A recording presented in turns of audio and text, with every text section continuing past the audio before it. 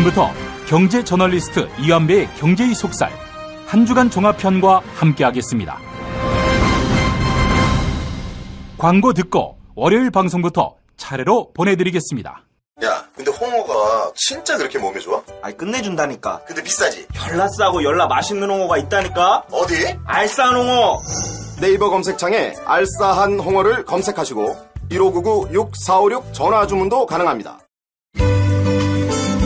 노력한 만큼 내어주는 자연, 그 자연의 마음을 알기에 정성농장 홍삼. 검색창에서 정성농장 홍삼을 검색해주세요. 010-9754-6972. 다이어트 해야 하는데 좀 간단한 방법 없을까? 다이어트 전용 그린 스무디로 하루 한두 끼만 맛있게 바꿔 드시면 끝! 1522-6648 또는 비타샵을 검색해주세요. 허리가 아파요. 아랫배가 나와요. 골반이 바로 서야 건강도 아름다움도 바로 섭니다. 바디로직을 입으세요. 토크밴드의 입체적인 탄력이 틀어진 골반을 바로잡습니다. 간편하고 확실한 골반 교정 타이즈 바디로직. 지난 월요일 방송 함께 하시겠습니다. 민중의 소리 이완배 기자와 함께하는 경제의 속살. 이완배 기자 만나겠습니다. 이완배 기자님 반갑습니다. 네. 자, 지난 주말에 네. 광장에 계셨죠? 네, 있었습니다. 예. 무척 추위에 떠시는 것 같던데 보니까. 네. 춥기는 되게 춥더라고요. 그런데 예.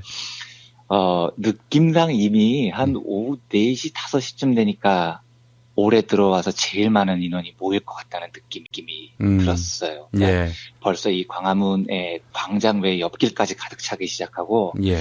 그래서 제가 그냥 한 80만 명 뭐 이런 말씀들을 하시던데 정말 대단하다는 생각을 많이 했습니다. 예. 참 후진 정치 권력을 가지고 있는 예. 국가에서 살고 있지만 참 예. 멋진 국민들 사이에서 살고 있다는 자긍심도 되게 커졌던 주말이었습니다. 예. 그 말씀은 그 4년 전에 그 박근혜를 네. 선택한 민심은 진정한 민심이 아니었다. 이런 뜻이 내재되어 있는 것 같습니다. 뭐 음모론까지 나가고 싶지는 않은데요. 예. 이 주제를 가지고도 이번 주에 한번 따로 말씀을 드리겠습니다만 예. 속은 면이 많이 있었죠.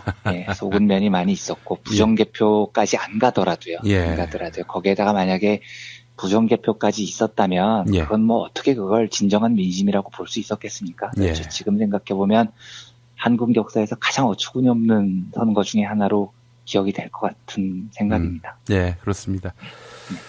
사실 뭐 그때 개표 부정이 있었다 하더라도 네.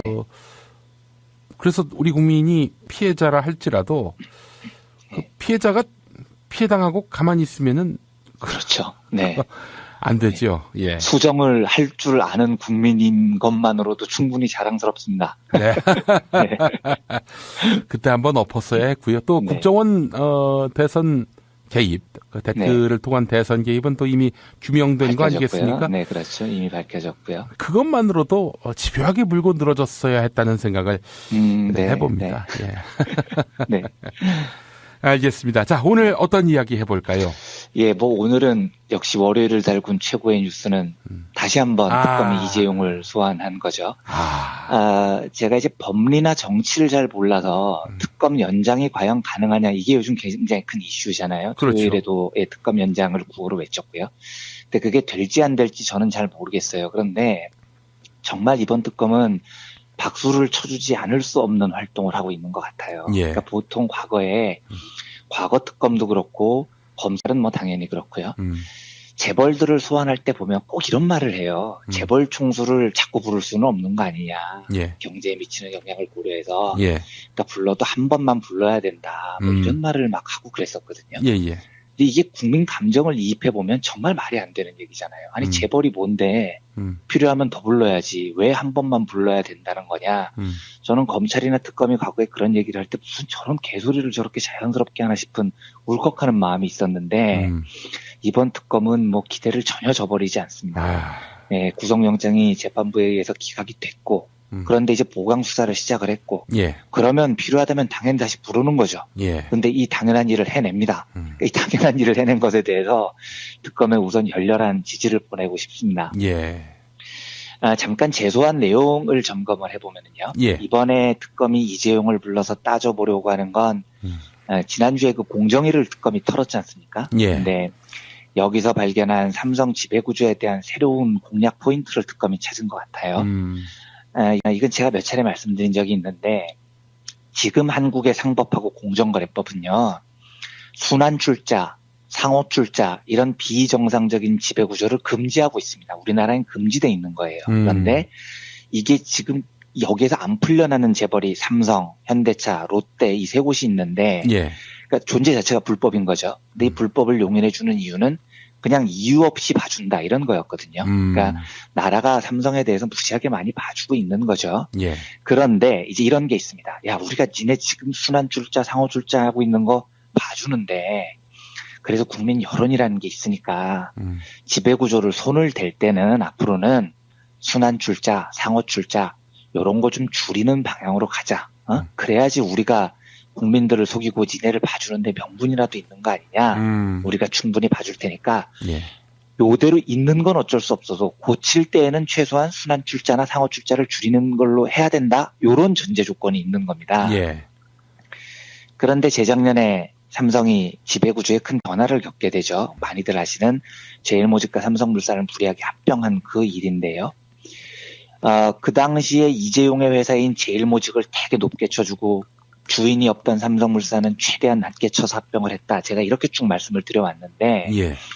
그건 설명하기 위해서 삼성물산은 주인이 없는 회사였다. 이런 식으로 제가 언급을 해왔거든요. 예. 근데 사실 주인이 없었을 리는 없죠. 예, 주인이 있긴 있었습니다. 그러면 합병 이전에 삼성물산의 주인이 누구였느냐, 삼성물산의 지배구조가 어떻게 돼 있었느냐, 예. 여기서부터 조금 복잡해집니다.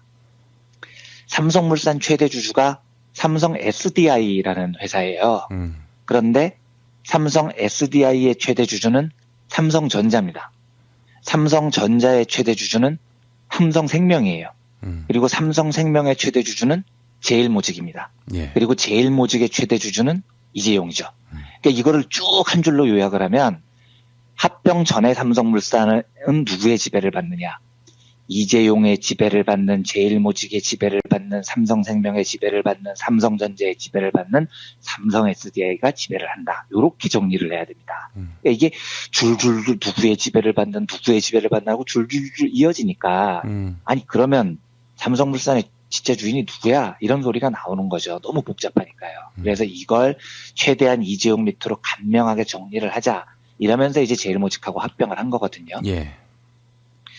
문제는 제가 쭉 읊어드렸지만 삼성물산하고 제일모직이 합병을 해서 새로운 지주회사가 되면 그러니까 삼성그룹의 지배구조의 제일 정점에 서게 되면 삼성물산하고 삼성 SDI하고 관계가 또 이상해져 버립니다. 한 번에 확 풀리지가 않아요. 그러니까 삼성 SDI는 삼성물산의 최대 주주였는데 이 삼성 SDI의 최대 주주는 쭉 따라가 보면 제일모직입니다.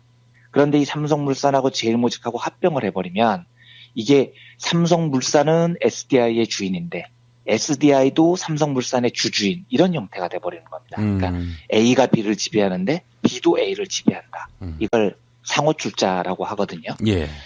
다시 한번 정리하면 이렇습니다. 그러니까 7시간 행불근해가 김용민의 브리핑을 지배를 하면 예. 요거는 간단히 순서가 김용민의 브리핑은 7시간 행불근해 밑에 있는 거죠. 예. 그런데 7시간 행불근해가 김용민 브리핑을 지배를 하는데 김용민 브리핑도 7시간 행불근해를 지배해버리는 거예요. 서로 지배를 하는 모양이 되는 거죠.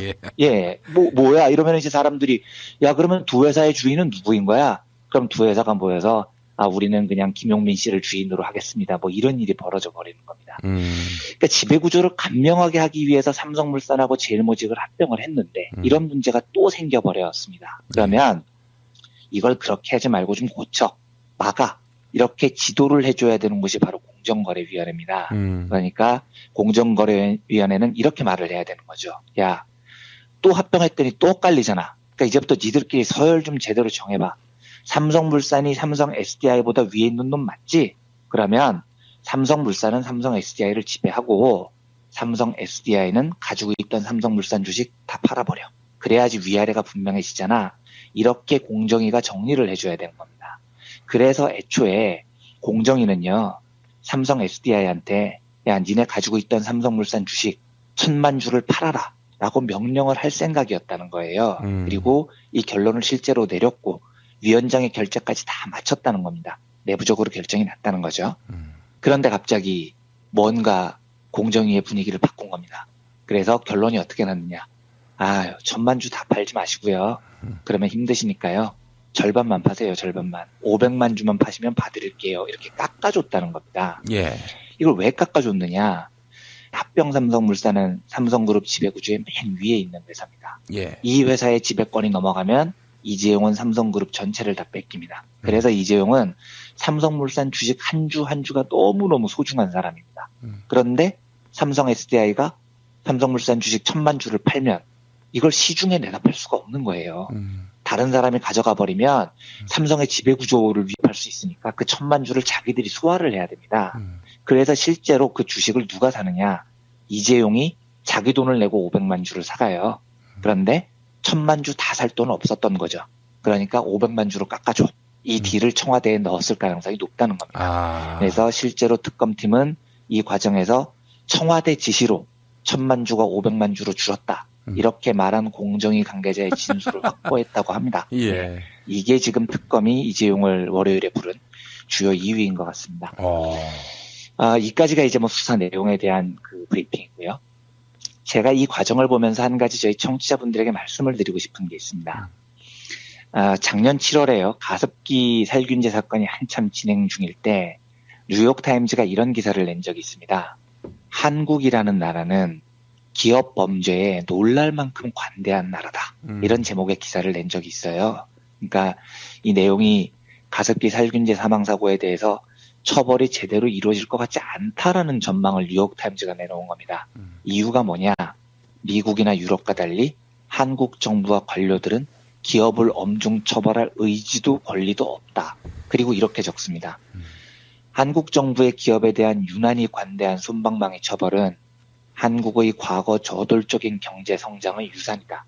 1953년 한국전쟁이 끝난 후 수십 년 동안 한국의 군부 독재자들은 기업, 특히 소수의 재벌 가문의 세금 혜택, 싼 전기료, 은행용자, 그리고 노동활동가들에 대한 가혹한 탄압 등을 통해 특혜를 베풀었다. 이렇게 뉴욕타임즈가 적었더라고요. 제가 그때 이 보도를 보고 얼마나 창피했는지 모릅니다. 이게 왜냐면 유럽도 아니고요. 천박한 자본주의로 치자면 세계 톱3에 들어가는 미국 신문으로부터 우리가 이런 지적을 받으니까 저는 너무너무 부끄럽더라고요. 미국도 진짜 자본주의가 천박한데 이 천박한 미국 애들이 보기에도 한국 자본주의는 너무 후진 겁니다. 그러니까 미국같이 천박한 자본주의 국가에서도 범죄를 저질렀으면 처벌하는 신용은 하는데 한국은 지금 그게 안 돼 있다라는 걸 뉴욕타임즈가 굉장히 장문의 기사로 지적을 한 거죠. 저희 청취자분들 이 사건 이름은 아마 많이 들어보셨을 것 같습니다. 그 엔론이라고요. 유명한 2000년대 초반에 회계부정 사건을 저지른 회사입니다. 뭐 워낙 유명한 사건이어서 제가 자세히 설명은 안 드리겠습니다만 엔론이라는 에너지 회사가요. 원래는 그 부시 정부의 제일 든든한 지원군으로 널리 알려졌었습니다. 그러니까 아들 부시뿐만 아니고 아버지 부시 때부터 시작을 해서 아들 부시까지 이 부시 부자한테 후원금을 제일 많이 낸 기업이 엔론이거든요. 그런데 엔론 사태가 터진 게 2002년이니까 아들 부시가 집권한 직후예요. 그러니까 엔론은 자기가 밀어준 후원자가 대통령이 됐을 때 제일 힘이 셌을 때 이 회계 부정 사태가 터진 겁니다. 예. 그래서 이 회사의 경영진들이 부시로부터 어떤 도움을 받아서 처벌을 좀 감경받았느냐, 부시가 좀 힘을 써줬느냐, 안 그랬습니다. 미국같이 천박한 자본주의 국가도요, 기업 범죄가 드러나면 여기에 대해서 굉장히 단호합니다. 그러니까 반칙하는 놈들이 잘 나가면 시장 질서가 어지러워진다는 지들끼리의 룰이 있어요. 그래서 당시 엔론의 CEO였던 제프리 스킬링이라는 사람은 징역 24년을 선고받았습니다. 지금도 감옥에 있는 걸로 제가 알고 있어요. 그리고 그때 비슷했을 때 회계 조작을 했던 월드컴이라는 회사의 최고 경영자 버니 에버스라는 사람이 있거든요. 예. 이 사람도 징역 25년형을 선고받았습니다. 제가 이때 진짜 또 하나 창피했었던 게 뭐냐면 예. 그 엔론의 스킬링이 24년형 받았을 때요. 영국 파이낸셜 타임즈가 이 판결을 보더니 갑자기 한국이 생각났던 모양이에요. 보도를 어떻게 하냐면 스킬링이 한국인이었다면 지금쯤 원래 자리로 돌아와서 잘 먹고 잘 살고 직업까지 구했을 것이다. 이렇게 한 줄을 적어놓더라고요. 제가 그래서 그때 진짜 정말 온 세계적으로 개쪽 다 팔고 다니는구나 이런 생각이 들었습니다. 예를 하나만 더 들겠습니다. 버나드 매도프라는 유명한 사람입니다. 이 사람은 미국 나스닥 위원장을 지낸 사람입니다. 그러니까 우리로 치면 코스닥 대장, 코스닥 증권거래소 이사장쯤 되는 사람이죠. 예. 근데 이 사람이 나스닥 위원장 그만두고 다단계 돌려막기 투자를 했었습니다. 그러다가 걸렸는데 사기를 친 거죠. 형량이 얼마였냐면 징역 150년형입니다. 재산 몰수 172억 달러. 172억 달러면 20조 원이에요. 20조 원. 그러니까 이 150년형의 의미가 사람이 150년을 살 수가 없잖아요. 이 사람이 그때도 이미 50대였는데. 그런데 이때 재판부가 판결을 이렇게 해요. 죽어서 영원히 돼서라도 죄값을 치르라는 겁니다. 이런 강력한 경고가 있어야 비슷한 범죄의 재발을 막을 수 있다. 시장의 질서가 유지된다. 이 천박한 미국에서도 이 정도의 상식은 있는 거죠. 근데 좀 다른 얘기입니다만 지금은 좀 잠잠해졌는데 작년에 정기국회에서 법인세 인상 문제를 놓고 여야가 대립한 적이 있었는데요. 예. 그때 전경련, 대한상이 보수 언론 총동원돼서 했던 말이 법인세 올리면 한국 기업들이 다 해외로 빠져나갈 거다. 그래서 우리 경제가 더 망가질 거다. 이런 논리를 내세웠던 적이 있거든요. 그래서 누가 저한테 물어보시더라고요. 진짜 법인세율이 높아지면 한국 재벌들이 외국으로 빠져나갈 텐데 그거는 아닌 거 아니냐. 결과적으로 큰 손실 아니냐. 저한테 이렇게 얘기하시더라고요. 예. 그래서 제가 그때 뭐라고 대답을 했냐면 한국의 법인세 실효세율이 OECD 평균에 비해서 크게 못 미치고요. GDP 대비 법인세 비중이 OECD 평균보다 10%나 낮고요. 이렇게 논리적으로 수치를 대지 않았습니다. 저는 한국의 법인세 문제는 그런 복잡한 수치를 대고 논리적으로 이야기를 할 필요조차 없는 간단한 문제라고 생각을 합니다. 만약에 법인세를 3%포인트 올리면 한국 재벌들이 해외로 빠져나간다. 기업하기 어려운 한국에서 누가 기업을 하려고 하겠느냐. 이런 논리를 펼친다면 제 대답은 진짜 놀고들 있네입니다. 제가 장담하는데요. 법인세율 50%까지 높여도요. 한국 재벌들은 절대 한국을 못 벗어납니다. 걔들이 어느 나라에 가면 한국처럼 쉽게 3대, 4대 세습하고 황제처럼 살겠어요. 그렇죠. 이재용, 정의선 이런 애들이요. OECD 국가들 중에 한국보다 법인세율이 낮은 국가가 몇 개 안 돼요, 우선. 그런데 그런 나라가 있다고 하더라도요. 그런 나라로 본사를 옮긴다. 그 나라에 가서 이재용이 한국에서 하던 짓을 그대로 했다. 이재용, 정의선, 신동빈 이런 애들은 종신형입니다. 종신형. 최태원 불륜을 스스로 고백했잖아요. 여기가 미국이었으면 대번에 소송 걸려서 전 재산 절반을 뜯겨요. 그런데 법인세율 3% 높인다고 재벌들이 본사를 해외로 옮긴다. 이게 진짜 웃기는 소리인 거죠. 지금 한국 사회를 쭉 보면 재벌들이 범죄를 저지르고 그런데도 경제를 살리자고 한다는 명목으로 그냥 풀어주고 넘어가고 이런 게 반복이 되었죠. 저는 이런 행위들이 좀 심하게 얘기를 하면 국가의 영혼을 팔아치우는 것하고 똑같다고 생각을 해요. 예. 제가 이게 과장을 해서 드리는 말씀이 아니고요. 2015년에 그 흥사단 투명사회운동본부 윤리연구센터라는 곳에서 전국의 고등학생들 1만 1000명을 대상으로 2015년 청소년 정직지수 조사라는 걸 발표한 적이 있었어요. 예. 근데 우리나라 고등학생들이 어떻게 답을 하냐면요. 응답자의 56%가 절반이 넘는 수치가요.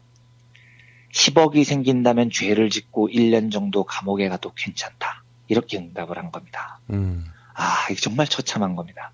제가 실제로 제 나이 또래의 사람들을 이렇게 만나서 대기업 다니는 사람들 얘기 들어보면요. 술 좀 마시면 그런 얘기 하는 사람들 많습니다. 한 30억 정도 생기면, 횡령하고 한 3년 정도 살고 나오면 나는 그거 할 것 같은데? 이렇게 얘기하는 사람들이 있습니다. 그런데 그런 비윤리적인 사고가 있고 없고를 떠나서요. 그런 생각이 왜 생기겠습니까? 예. 고등학생들도 그렇고 나이가 적당히 든 사람들도 그렇고 머릿속에서 사기를 치고 횡령을 하고 이게 범죄로 잘 안 보이는 걸 떠나서 범죄를 저질러도 이 정도의 경제 쪽의 범죄는 크게 처벌을 안 받는다라는 고정관념이 있는 겁니다. 이재용도 그랬고 정몽구도 그랬고 감옥도 안 가니까요. 그러니까 한 10억이 생기면 감옥은 1년 정도 다녀오는 거 그 정도. 요런 고정관념이 머리에 박혀 있는 거죠. 이런 사회를 지금까지 우리가 만들어 온 겁니다. 우리나라 사기 범죄가 OECD 국가 중에 1위라고 하죠. 2013년 WTO 조사인데요. 1년 평균 사기 범죄가 30만 건, 일본에 비해서 7배나 높다고 하고요. 이것도 그런 겁니다. 남의 돈은 사기쳐서 먹어도 돼. 돈 먼 돈은 먹는 놈이 임자야. 이재용도 그렇게 했고 정몽군도 그렇게 했는데 뭐가 문제야. 그러고도 잘 살더만. 이런 처참한 사회가 돼버린 겁니다. 이건 뭐 해먼 정신교육의 문제가 아닙니다. 예. 죄를 저질렀으면 지위고하를 막론하고 처벌을 받는다. 이 사실을 분명히 해야 됩니다.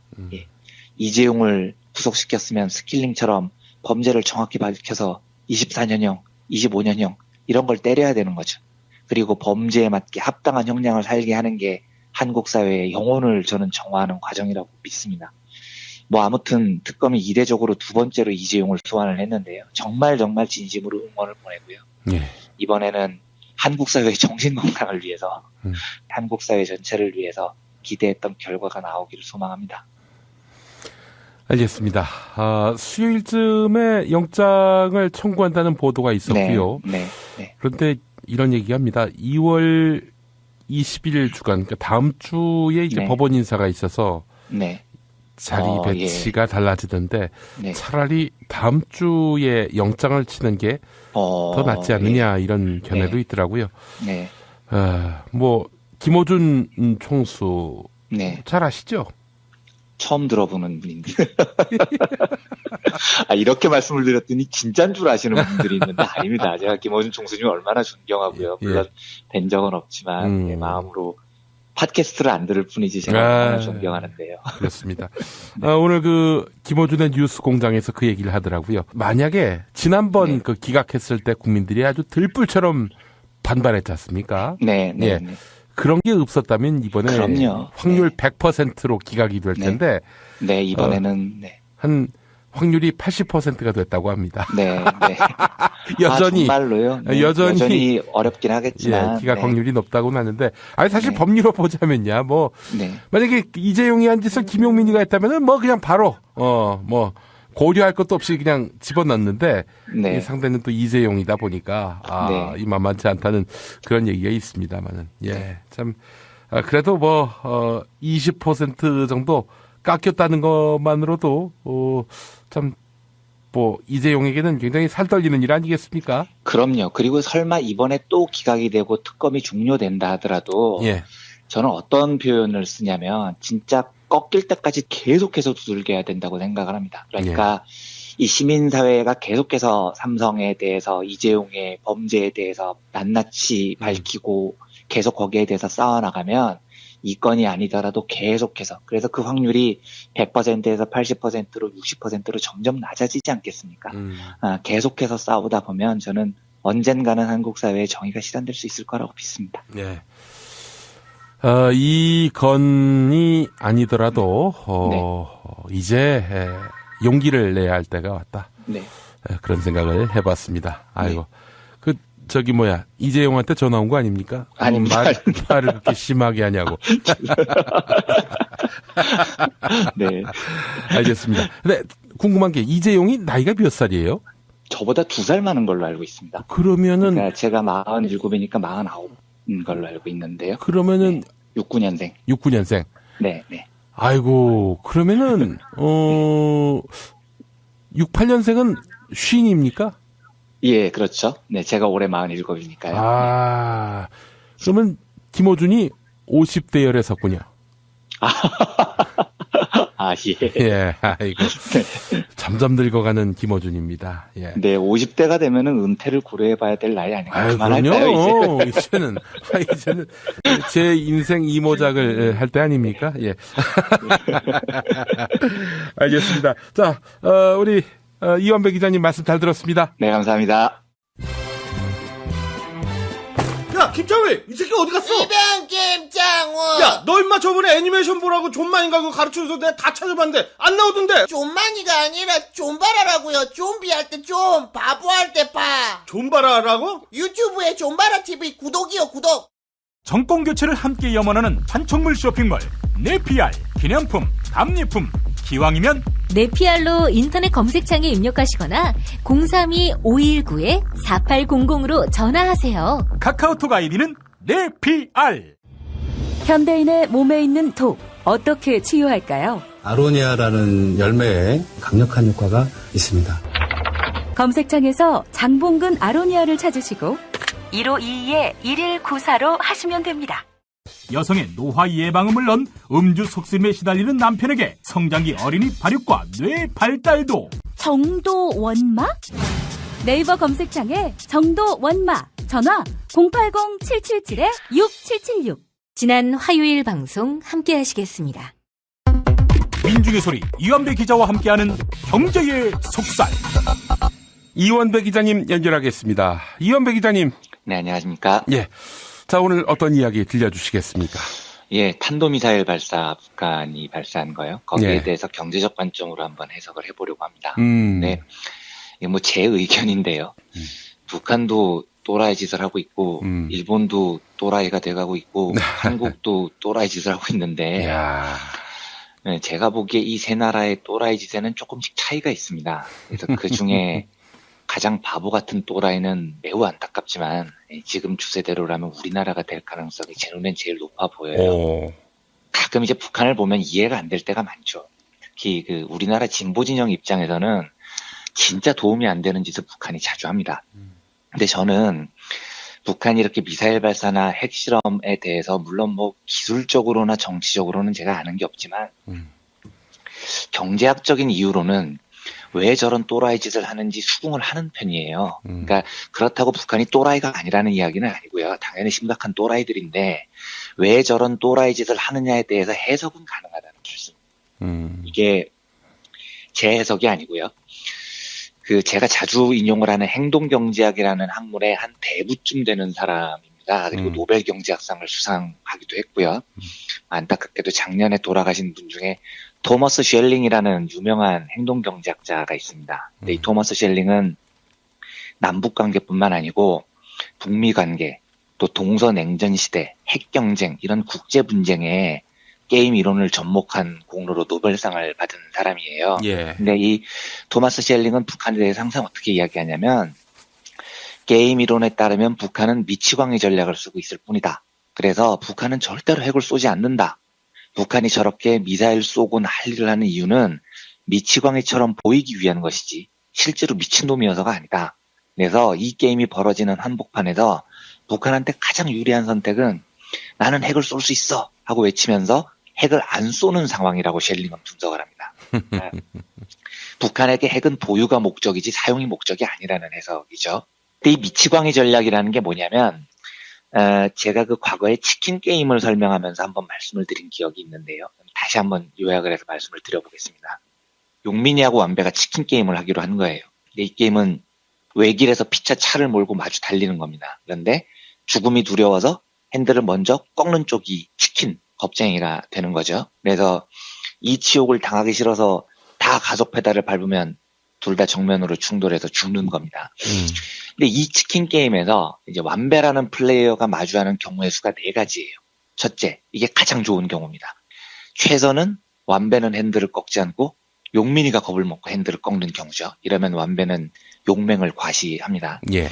그 다음에 좋은 경우, 차선은요. 완배도 핸들을 꺾었는데 다행히 용민이도 겁을 먹고 핸들을 꺾어준 거예요. 이러면 둘 다 겁쟁이가 되죠. 그러니까 좀 덜 쪽팔린 거죠. 그리고 목숨도 건지고요. 예. 차악, 그러니까 안 좋은 경우 중에 두 번째로 안 좋은 경우는 어떤 경우냐면 완배가 꺾었는데 용민이는 안 꺾은 거예요. 그러면 이제 완배가 치킨이 되는 겁니다. 겁쟁이가 되죠. 그래도 최악보다는 나아요. 목숨은 건졌으니까요. 최악이 뭐냐면 둘 다 안 꺾은 겁니다.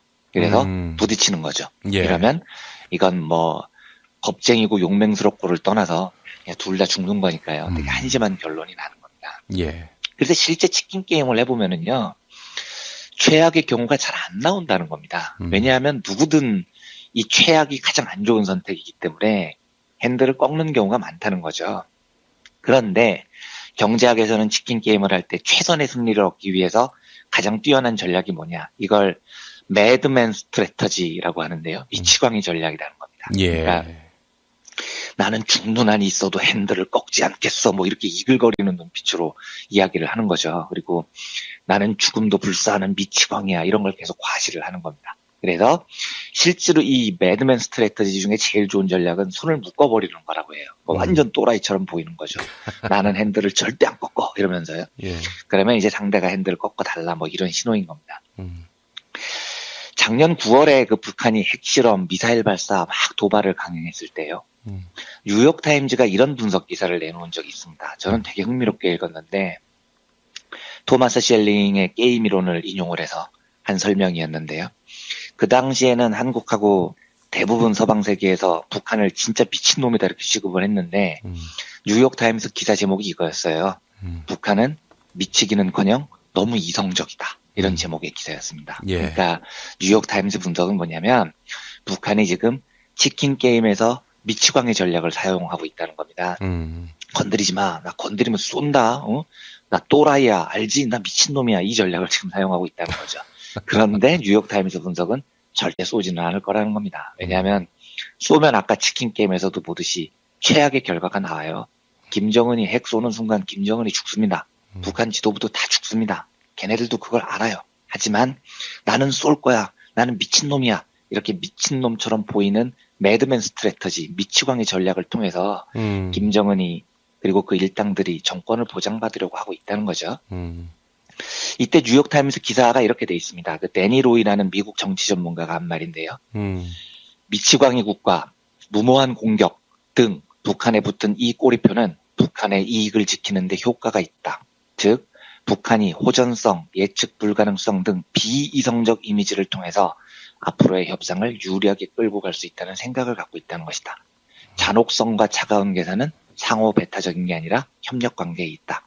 힘이 약한 국가가 강대국을 적으로 마주했을 때 평화를 이루기 위한 이성적인 방법이다. 이렇게 북한의 전략에 대해서 분석을 합니다. 예. 즉 북한이 지금 핵 쏘고 하는 저런 또라이 짓은 명백한 이유가 있는 거죠. 그래서 저는 저 또라이 짓에 대해서 이성적으로 이해를 하는 겁니다. 사실은 제가 진짜 북한을 또라이라고 생각하는 이유는 저 전략을 쓰는 이유가 뭐냐는 거예요. 궁극적으로. 그게 북한 민중들의 그 경제권을 지키고 자주권을 지키고 북한이라는 국가의 자주성을 발현하기 위해서라면 저는 그걸 또라이라고 생각을 안 하겠는데 저 전술을 쓰는 이유는 김정은 일가의 권력 유지를 위해서 사용하는 거니까 저는 그게 정말 한심한 거예요. 그래서 김일성, 김정일, 김정은 이 세 독재자가 집권을 유지하기 위해서 국가 전체가 완전히 또라이 짓을 하고 있는 거죠. 뭐 동상 세워놓고 최고 전엄이 어떻고 인민들은 김일성 동상만 보면 눈물을 주르륵 흘리고 막 국가 전체가 바보가 돼버리는 겁니다. 저는 그게 이제 너무 한심하다는 거죠. 근데 아무튼 북한의 핵실험, 미사일, 이 또라이 짓은 게임 이론에서 보면 매우 이성적인 미치광이 전략이라는 분명한 전략입니다. 그러면 일본은요. 북한이 이번에 탄도미사일을 발사하니까 제 눈에는 그렇게 비치더라고요. 제일 신나는 게 아베였습니다. 아주 신이 나가지고 온갖 심각한 표정은 지가 다 짚고 앉아 있어요. 마치 막 아베가 나야말로 동북아 평화를 위해서 온몸을 다 바치는 국제 지도자이다 뭐 이런 코스프레를 하고 앉아 있더라고요. 심지어 이 지금 북한의 탄도미사일 발사가 미국 일본 정상회담 도중에 벌어진 일이었거든요. 그래서 아베하고 트럼프가 공동 기자회견을 했는데 이게 밤 10시 40분에 이례적으로 밤에 기자회견이 이루어졌습니다. 그런데 트럼프는 좀 표정이 시큰둥했습니다. 근데 아베는 뭐 너무너무 진지하고 신이 났습니다. 이 기자회견도 일본이 요구해서 이루어졌다는 거거든요. 그리고 아베가 심각한 표정으로 이런 말을 합니다. 북한의 미사일 발사에 대해서 용납할 수 없는 일이다. 그리고 이에 대응하기 위해서 미일 동맹을 강화하겠다. 이렇게 비장하게 이야기를 합니다. 지금 일본이 하고 있는 대표적인 또라이 짓이 뭐냐면 일본 내부에서도 비판을 받고 있는 조공 외교라는 겁니다. 그러니까 아베가 미국을 방문하면서 트럼프한테 퍼다 준 경제적 이익이 어마어마하거든요. 그래서 조공 갖다 바쳤다는 의미에서 조공 외교라고 불러요. 제가 한번 소개해드렸지만 아베가 미일 성장 고용 이니셔티브라는 조직을 만들겠다고 합니다. 그리고 미국인들에게 일자리를 많이 늘려주기 위해서 일본 국민들의 재산인 연기금을 동원해서 미국 투자를 늘리겠다고 하더라고요. 그러니까 아베가 지금 미국에 다 갖다 바치는 조공외교라는 비아냥을 받는 거죠. 근데 제가 한번 말씀드렸지만 이렇게 아베처럼 트럼프 앞에서 설설 기면 트럼프가 예뻐해 주느냐? 아니거든요. 트럼프는 만만한 놈만 팬다니까요. 그러니까 이번에 아베가 트럼프를 만나니까 이 화제가 됐던 장면이 기자회견 시작하는데 악수하세요 그랬더니 트럼프가 무려 19초 동안이나 아베 손을 꼭 잡고 안 놓습니다. 그러면서 아베를 너무너무나 사랑스러운 눈빛으로 트럼프가 봐요. 그러니까 아베는 이 19초나 트럼프님께서 손을 잡아주시니까 거의 성은이 망극하옵니다 하는 표정을 또 짓습니다. 그러니까 트럼프는 또 그 사진을 자기 트위터에 올려요. 그래서 아주 강력한 악수를 내가 아베한테 제공했다 뭐 이러면서 자랑질을 하고요. 그러니까 또 아베는 뭐라 그러냐면 트럼프처럼 공직 경험이 없는 사람이 미국의 대통령이 됐다는 것이 얼마나 미국의 민주주의가 역동적인지를 증명하는 사건입니다. 이렇게 또 아양을 떱니다. 그러니까 트럼프하고 아베 이 두 또라이가 모이니까 아주 올해 7월의 대풍년이라는 느낌이 제가 받았습니다. 그런데 아베의 이 짓이 왜 또라이 짓이냐면 트럼프가 19초 동안 손을 차시 잡아주면서 일본한테 막 퍼줄 것 같잖아요. 예. 정상회담 공동 기자회견을 하는데 기자가 물어본 겁니다. 트럼프한테. 중국을 상대로 이 무역에 대해서 어떻게 생각하느냐 그랬더니 이 레벨 플레잉 필드라는 표현을 하던데요. 이게 우리말로 하면 평평한 운동장이라는 겁니다. 그러니까 기울어진 운동장을 바로 잡자는 거죠. 예. 그러니까 트럼프가 중국에 대해서 어떻게 얘기를 하냐면 내가 그동안 중국 통합평가절하에 대해서 계속 불평을 해왔는데 우리는 결국 평평한 운동장에 있게 될 것이다. 이렇게 얘기를 한 겁니다. 예. 그러니까 중국에 대해서 강력한 무역보복 혹은 환율전쟁 이걸 하겠다고 위협을 한 거예요. 옆에 아베를 놔두고요. 그러니까 중국이 지금 대미 무역국자 1위를 보는 나라니까 중국에 대해서 우리가 앞으로 더 두들겨 패서 많은 걸 얻어내겠다. 이 이야기를 했는데 예. 그걸 왜 굳이 아베가 옆에 있는데 이야기를 했겠습니까? 중국이 대미 무역국자 1위 국가예요. 그런데 2위가 일본입니다. 그러니까 이 말은 평평한 운동장이라는 표현을 한 건 다음 대상은 일본 너다. 이걸 분명히 하는 거예요. 아베를 옆에 합쳐놓고요.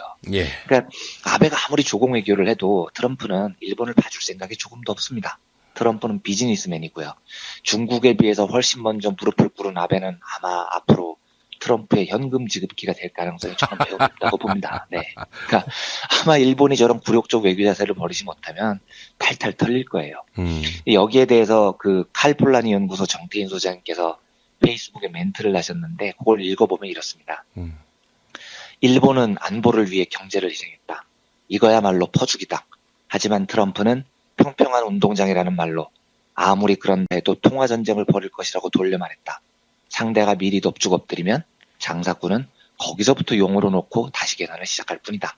아베가 이제 앞으로 털릴 거라는 이야기죠.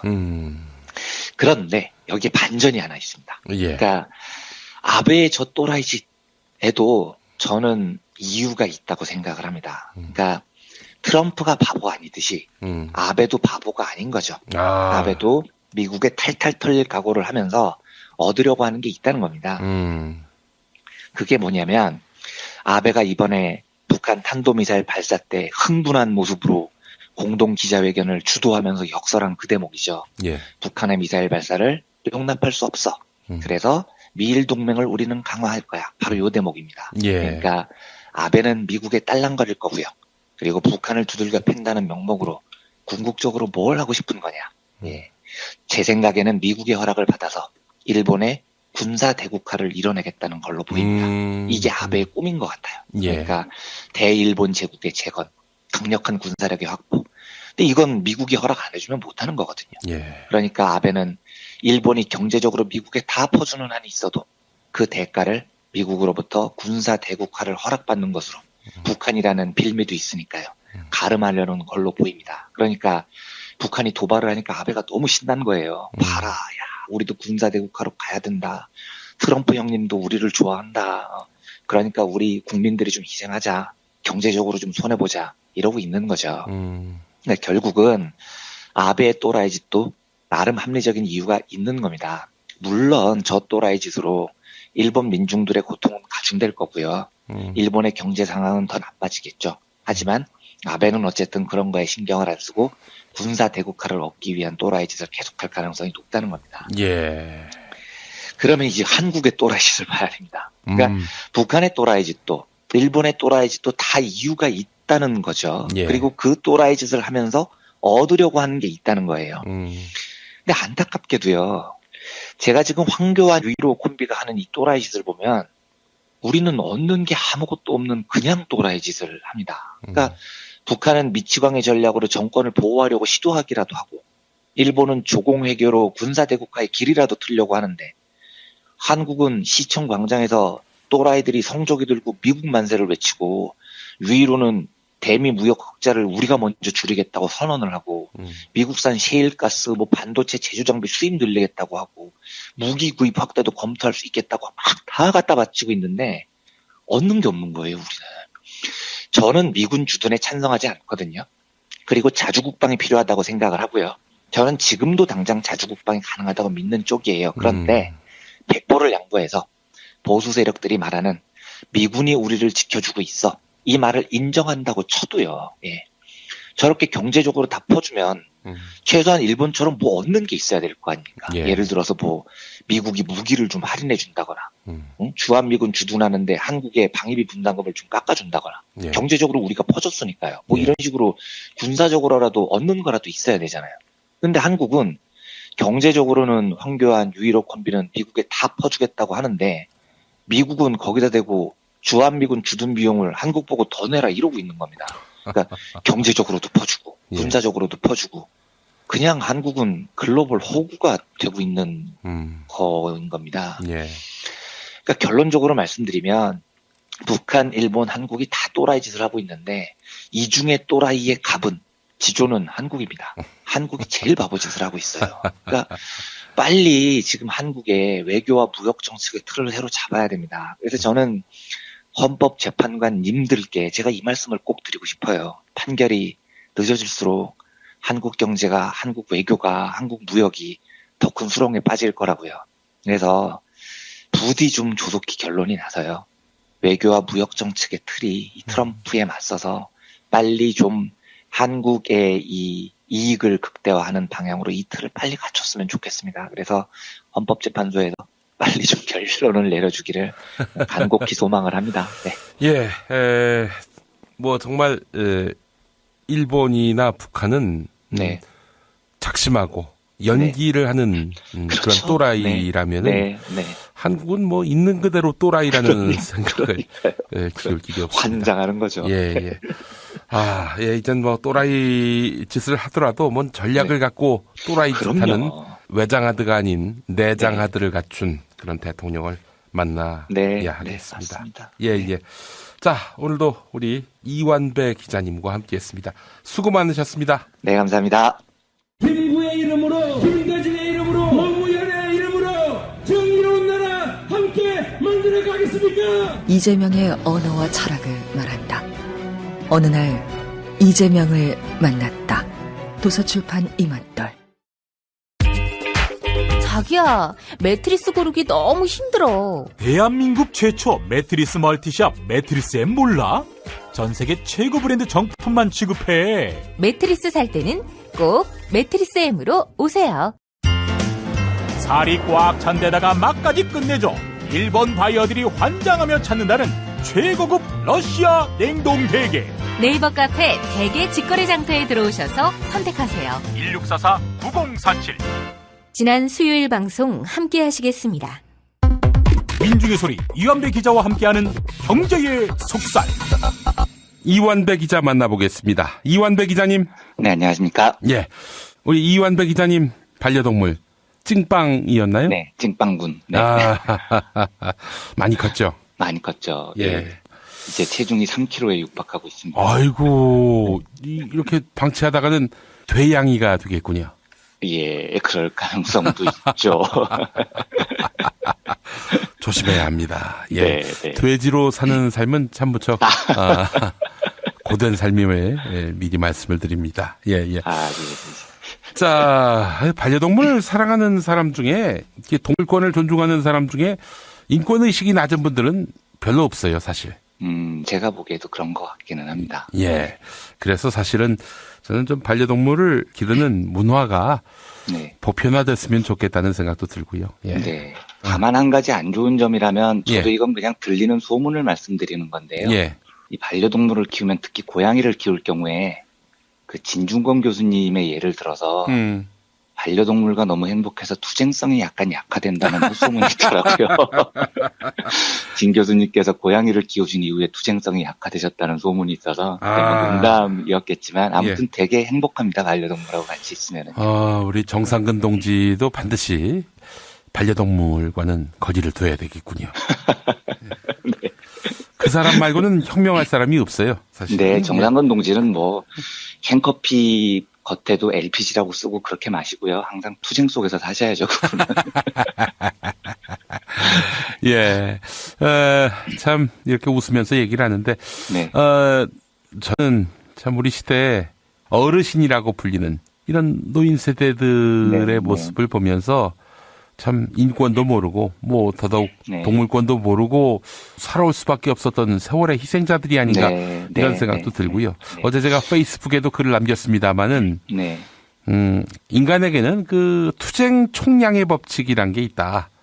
그래서 젊어서 대학교 다닐 때 투쟁 많이 한 분들이 늙어서 이렇게 투쟁성이 많이 약화되는 그런 사례. 또 젊어서 이렇게 뭐 박정희 정권에 그 발맞춰서 이 청춘을 보냈다가 나이 들어서 아스팔트에서 투쟁성을 막 발현하는 이런 어르신들 보면서 뭐 투쟁 총량의 법칙이란 게 혹시 있는 거 아닌가 생각도 해보는데 말이죠. 오늘 그 노인 세대 이야기를 해주신다고요.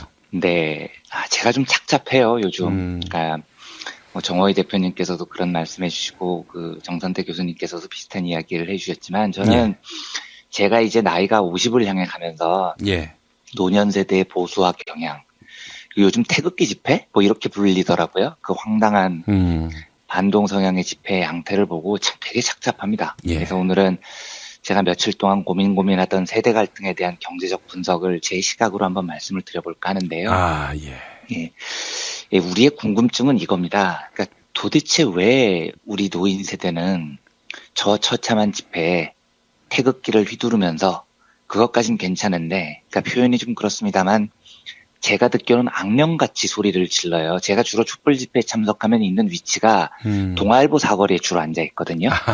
근데 여기가 그러니까 차벽이 설치되어 있는 곳하고 가깝습니다. 그러니까 뒤쪽은 태극기 집회고 앞쪽은 촛불 집회고 접경 지역이에요. 근데 여기서 집회를 보면 이제 촛불 집회 쪽 연사가 잠깐 연사를 중단하면요. 뒤쪽에서 태극기 집회 소리가 들립니다. 근데 이게 소리를 들어보면 연설도 아니고요. 절규도 아니고 뭔가 악령이 들리는 듯한 목소리처럼 저는 들립니다. 예를 들면 이래요. 우리 모두 다 박근혜 대통령님 이름을 함께 불러봅시다. 이러면 사람들이 박근혜 이러고 있는 거예요. 그래서 저도 참 심리학을 잘 알지는 못하지만 좋아하는 학문이고 그래서 저걸 보면 대표적인 인지부조화 현상인 것 같다. 신격화에 의한 자기 정체성 부정 현상이다. 이런 식으로 제 나름대로 심리를 분석을 할 수는 있는데, 그러니까 머리로는 왜 저러는지가 이해가 되는데요. 이게 막상 진짜 옆에서 들어보면 황당합니다. 진짜 이해가 안 되는 그 목소리들이 들립니다. 근데 이걸 간단히 해석을 하면 이렇죠. 뭐 돈을 2만 원을 주니까 나왔다. 아주 간단한 해석인데 이걸 그렇게 간단하게만 할 수가 없는 게요. 어찌됐건 세대 간 여론조사를 해보면 노년층의 보수화는 분명한 현상이죠. 2만 원을 안 받고도 그 자리에 나온 분들도 있고요. 또 집회에 안 나왔더라도 문재인 이름만 들으면 일단 쳐 죽을 놈이다 이렇게 생각하는 노인층이 없다고 얘기 못하지 않습니까? 그렇죠. 그러면 왜 이런 현상이 벌어졌는지를 경제적으로 좀 고민을 해볼 필요가 있겠다 싶었습니다. 그게 제 며칠 동안의 고민이었어요. 네, 우리나라 경제 시스템에서요. 가족이라는 단위, 그러니까 어느 경제 시스템에서 가족이라는 단위가 경제 시스템에 굉장히 중요한 역할을 하는 자본주의 시스템이 그렇게 많지가 않습니다. 근데 우리나라는 가족이라는 단위가 굉장히 오랫동안 일종의 뭐라 그럴까요? 생계 유지 공동체? 뭐 이런 모습을 띠고 있었던 겁니다. 그러니까 물론 제가 가족이라는 단위 안에서 희어나는 사랑, 애정 이걸 부인하는 건 아닙니다. 당연히 가정은 사랑을 주축으로 존속을 하죠. 근데 그 사랑이라는 뼈대 겉에 생계 유지 공동체라는 성격이 붙어 있는 겁니다. 그러니까 조선시대만 해도 가족은 노동력이었다고 하죠. 그래서 자기 먹을 건 다 자기들이 타거나 이런 신념 아래 다산이 장려되는 사회였고요. 이 말은 곧 농경사회에서 자식은 또 다른 노동력의 확보였던 겁니다. 쪽수의 일환이었던 거죠. 근데 이게 자본주의화가 되면서 어떤 식으로 발전이 되냐면 자녀의 양육이 일종의 투자 개념으로 변질이 돼버린 겁니다. 그러니까 1950년대까지만 해도 우리 농경사회는요. 땅만 있으면 행복할 것 같은 사회였습니다. 소작농들의 꿈은 내 땅을 갖는 거였어요. 예. 그런데 한국이 농지개혁을 합니다. 그래서 대부분 소작농들이 어떤 형태로건 자기 땅을 갖죠. 그러면 모두가 다 행복해질 줄 알았는데 막상 60년대, 70년대가 되니까 산업화가 이루어지면서 자기 땅을 가졌는데도 삶이 하나도 안 나아지는 거예요. 예. 정부는 악랄한 저고가 정책을 펼칩니다. 노동자들에게 싼 값으로 밥을 먹여야 저임금으로 착취를 하니까요. 이러니까 이 저고가 정책에 짓눌려서 농민들의 삶이 여전히 죽음 직전까지 몰리게 됩니다. 근데 이때 등장한 게 교육 열풍이거든요. 오골탑의 정신이 발휘가 되는 겁니다. 예. 자식 교육 잘 시키면 모든 경제적 문제가 해결이 된다는 거죠. 그래서 제가 과거에 강연 때 한번 말씀드린 적이 있습니다만 교육보험이라는 게 기네스북에 등재되어 있는 상품입니다. 교육을 보험으로 만든 최초의 나라가 우리나라인 거고요. 그게 예. 교보그룹의 전신이고요. 이 말은 뭐냐면 온 가족이 올인해서 가족 구성원 중 한 명만 출세시키면 모든 가족이 그 출세한 한 명으로부터 생계와 생존을 보장받는 시스템을 구축을 한 거예요. 예. 그러니까 이건 굉장히 비정상적인 생계 유지 공동체입니다. 이거 굉장히 불편하거든요. 모두가요. 왜냐하면 아버지하고 어머니는 자기 인생이 없죠. 박봉에 돈도 없는데 생계 유지하기 위해서 허리 휘는 과정에서도 교육보험 꼬박꼬박 내고 자식 새끼 여럿 있는 중에서 하나만 어떻게든 명문대 보내서 혹은 서울에 취직시켜서 성공해야 온 가족이 의존하는 시스템이니까요. 예. 부모도 피곤하죠. 성공한 장남도 피곤해요. 자기가 공부 열심히 해서 된 것 같은데 어느 중년쯤 되면 온 가족이 자기들한테 다 다닥다닥 붙어 있으니까 얼마나 힘들겠어요. 근데 제가 요즘도 그런 게 있는지 모르겠는데 제가 이제 대학 졸업할 때쯤 되면 그 지방에 가보면요. 후배들이나 동기들 중에 사법고시 패스한 애들이 있거든요. 예, 예. 그러면 고향이 시골인 애들은 시골에 플래카드가 붙는데요. 예. 아무개집 첫째 아들 누구군 사법고시 합격, 경축 이런 게 붙는다는 거예요. 그래서 제가 왜 그렇게 촌스러운 짓을 하냐고 깔깔대고 웃는데 이게 단지 마을 공동체의 미풍양속이 아니거든요. 이 플래카드 퍼포먼스는 제가 아까 말씀드린 비정상적인 생계유지 공동체 가정판의 확대판, 마을판 같은 겁니다. 그러니까 우리 마을에서 검사가 나왔다, 판사가 나왔다. 이거는 우리도 그 혜택을 볼 수 있다. 이런 의식이 있는 거죠. 예. 그래서 공동체 구성원 중에 누구 하나의 성공이 그 공동체 경제에 전체적인 혜택을 주는 시스템이 한국 사회를 지탱해 왔다는 겁니다.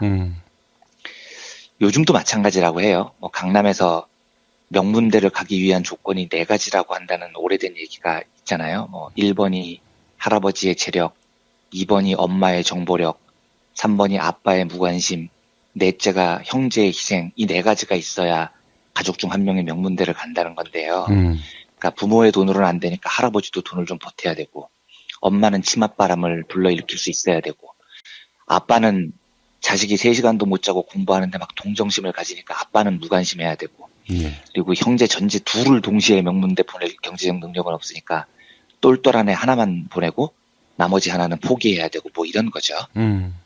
이렇게 해서 그 투자받은 아이가 성공을 하면 그때부터 이 생계유지 가정공동체의 권력은 급속도로 그 성공한, 이제 보통은 장남이죠. 장남을 중심으로 재편이 됩니다. 그리고 노년이 된 부모님과 또 이제 형과 오빠를 위해서 상고를 다니면서 고등학교 졸업하자마자 대학을 안 보내주니까 취업 전선에 뛰어든 동생들은 또 장남만 쳐다봅니다.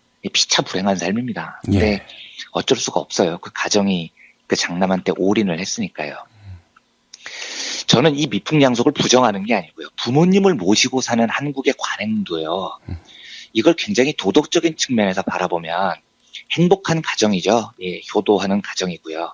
그런데 만약에 그런 관점으로만 해석을 한다면 가만히 보면 우리나라는 시부모를 모시고 사는 가정은 굉장히 많지만 장인 장모를 모시고 사는 경우는 드물거든요. 그러니까 이건 무슨 말이냐면 단지 부모님을 모시고 사는 관행이 끈끈한 가족의만의 상징은 아니라는 겁니다. 그러니까 한국의 가정이라는 건 생계 유지 공동체라는 성격이 있고 그 공동체의 특징은 보통 장남에게 투자를 하는 거고 그렇다면 그 장남은 부모의 생계를 유지하는 책임을 가진다는 겁니다. 만약에 부모님을 모시고 사는 관행이 순수한 가족의 사랑이었다면 왜 남편 쪽 부모를 모시고 사는 게 일반적이겠어요? 예, 아내 쪽 부모도 같이 모시고 살아야죠. 근데 그게 아니고 장남에게는 뭔가 그런 책무가 주어지고 가족은 모두 장남에게 올인하고 이런 경제 시스템이 구축이 돼 있었다는 겁니다. 그런데 이 생계 유지 공동체가 보통 1960년대, 70년대 이제 젊은 고등학생을 서울로 유학 보내서 뭐 경기고 같은 명문고등학교를 보내고 올인을 하면서 강화가 되는데요. 이때 투자를 받은 장남들이 부모 형제를 본격적으로 부양하면서 살기 시작한 때가 1980년대입니다. 이때 이제 이 사람들이 사회 핵심층이 돼서 40대가 돼서 그 책임을 다 떠안는 거죠. 그런데 공교롭게도요. 1980년대는 한국 경제의 황금기라고 불리던 때였습니다. 그러니까 1987년 노동자 대투쟁 이후에 소득 분배율이 급속도로 개선이 됩니다. 제가 한번 말씀드린 적이 있지만 1987년부터 1996년까지는 한국 자본주의가 활짝 꽃피었던 시기였어요. 그러니까 87년 노동자 대투쟁은 한국 자본주의 패러다임을 바꾼 일대 사건이었던 거죠. 지금 우리나라 노조 가입률이 10%밖에 안 됩니다. 그런데 1987년 이후에 단 1년 만에 노조 가입률이 20%까지 치솟았습니다. 얼마나 노조가 강해졌는지가 드러나는 거죠. 그리고 이 시기에 연평균 실질 경제 성장률이 8.3%나 됐습니다. 지금 우리 2. 몇 %밖에 안 되잖아요. 10년 내내 안정적으로 고성장을 한 겁니다. 이때 일자리가 매년 50만 개씩 늘어났습니다. 고용률도 역사상 최고치 61%까지 근접을 했었습니다. 이때 비정규직 이런 거 없었어요. 불평등 나타내는 지표 중에 지니계수라는 게 있는데요. 뭐 이건 설명은 안 드리겠습니다만 1990년대 초반이 우리나라 역사상 가장 낮았습니다. 그러니까 한국 자본주의 역사에서 소득이 가장 평평하게 분배가 됐던 시기가 바로 80년대 후반, 90년대 초반이었던 겁니다. 부가 공평하게 노동자들에게 많이 돌아갔고 중산층 숫자가 이때 가장 두꺼워졌었던 시기죠. 제가 무슨 말씀을 드리고 싶냐면 1960년대, 70년대 우골탑의 전통을 받아서 가족의 모든 투자를 받은 장남들이 1980년대, 90년대 초반 40대가 돼서 가족 전부를 떠먹여야 되는 상황이 됐을 때 이 불안정한 생계 유지 공동체가 이어질 수 있었던 건 하필 그때 한국이 잘 살았기 때문이라는 겁니다. 그러니까 가족 사이에 불화도 생기고 충돌도 있고 하지만 어쨌든 그 공동체가 유지가 됩니다. 장남은 부모님을 모시고 살아요. 그리고 부모님께 용돈도 매달 드려요. 그러면 부모님은 나가서 막 자랑을 하죠. 야, 나 이번에 우리 아들한테 용돈 얼마 받았어. 이러면서 이 공동체가 유지가 되는 순간에는 세대 갈등은 강하게 존재를 하지 않습니다. 나이가 좀 있으신 분들 한번 생각을 해보세요. 1980년대 우리의 세대 갈등이 지금처럼 강했는지요? 아니었을 겁니다. 그때는 어찌됐건 아주 성기게 얽혀 있었지만 노년 세대와 장년 세대는 경제 공동체였어요. 그리고 그 경험을 한 40대들은 똑같은 것을 자기 자녀들에게 바랐을 겁니다. 우리도 니들 교육 열심히 시킬게. 뭐 여유가 좀 생겼으니까 이제는 장남뿐만 아니라 딸들도 다 대학 보내줄게. 투자 좀 많이 할게.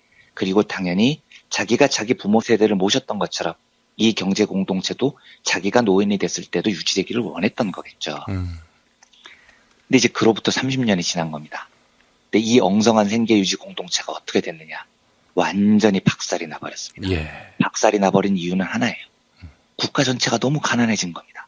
1% 기득권층 말고 국민 전체가 너무 가난해졌어요. 그러니까 지금 우리 노년 세대가요. 자기 자식들에게 이 80년대에 다 자기 부모를 봉양하고 산 사람들입니다. 그런데 이 노년 세대가 야, 우리도 우리 부모님한테 용돈 드리고 다 모시고 살았어. 우리 부모님 생계 우리가 다 챙겨드렸어. 야, 자식 세대 니들도 그렇게 해야지. 라고 자녀 세대에게 강요를 한다고 가정을 해보겠습니다. 지금 자녀 세대들은 그걸 못해요. 효심이 없어서 못하는 게 아닙니다. 40대가 전부 다 해고되기 직전인데요. 혹은 해고를 당했거나요. 혹은 치킨집을 차렸는데 망했거나요. 자기 먹고 사는 게 해결이 안 됐습니다. 무슨 수로 부모 세대를 모시겠습니까? 그러니까 저는 지금 벌어지는 세대 갈등의 핵심 원인이 여기에 있다고 생각을 하는 쪽입니다. 세대를 막론하고 국민소득이 급속도로 하락을 하니까 가정이라는 느슨한 생계유지 공동체로 연결됐던 세대 간의 연결고리가 박살이 나버린 겁니다. 그리고 얼마 남지 않은 일자리를 두고 이제 세대끼리 서로 치고받고 있는 거죠. 부모 세대가 자식 세대를 비난을 해요. 요즘 젊은 것들 해외로 나가서 고생을 해야지 말이야. 물론 자기 자식한테는 안 그러지만 자기 자식들 또래들은 싸잡아 비난하는 겁니다. 그리고 이분들은 봉양받는 걸 당연히 여기고 살았는데 그게 깨진 거죠. 자기는 부모를 봉양했는데 자녀 세대는 봉양을 할 생각을 안 하니까요. 그러니까 제가 무슨 말씀을 드리고 싶냐면 문제의 출발은요. 우리나라 같은 경우는 너무 오랫동안 민중의 생계라는 것을요.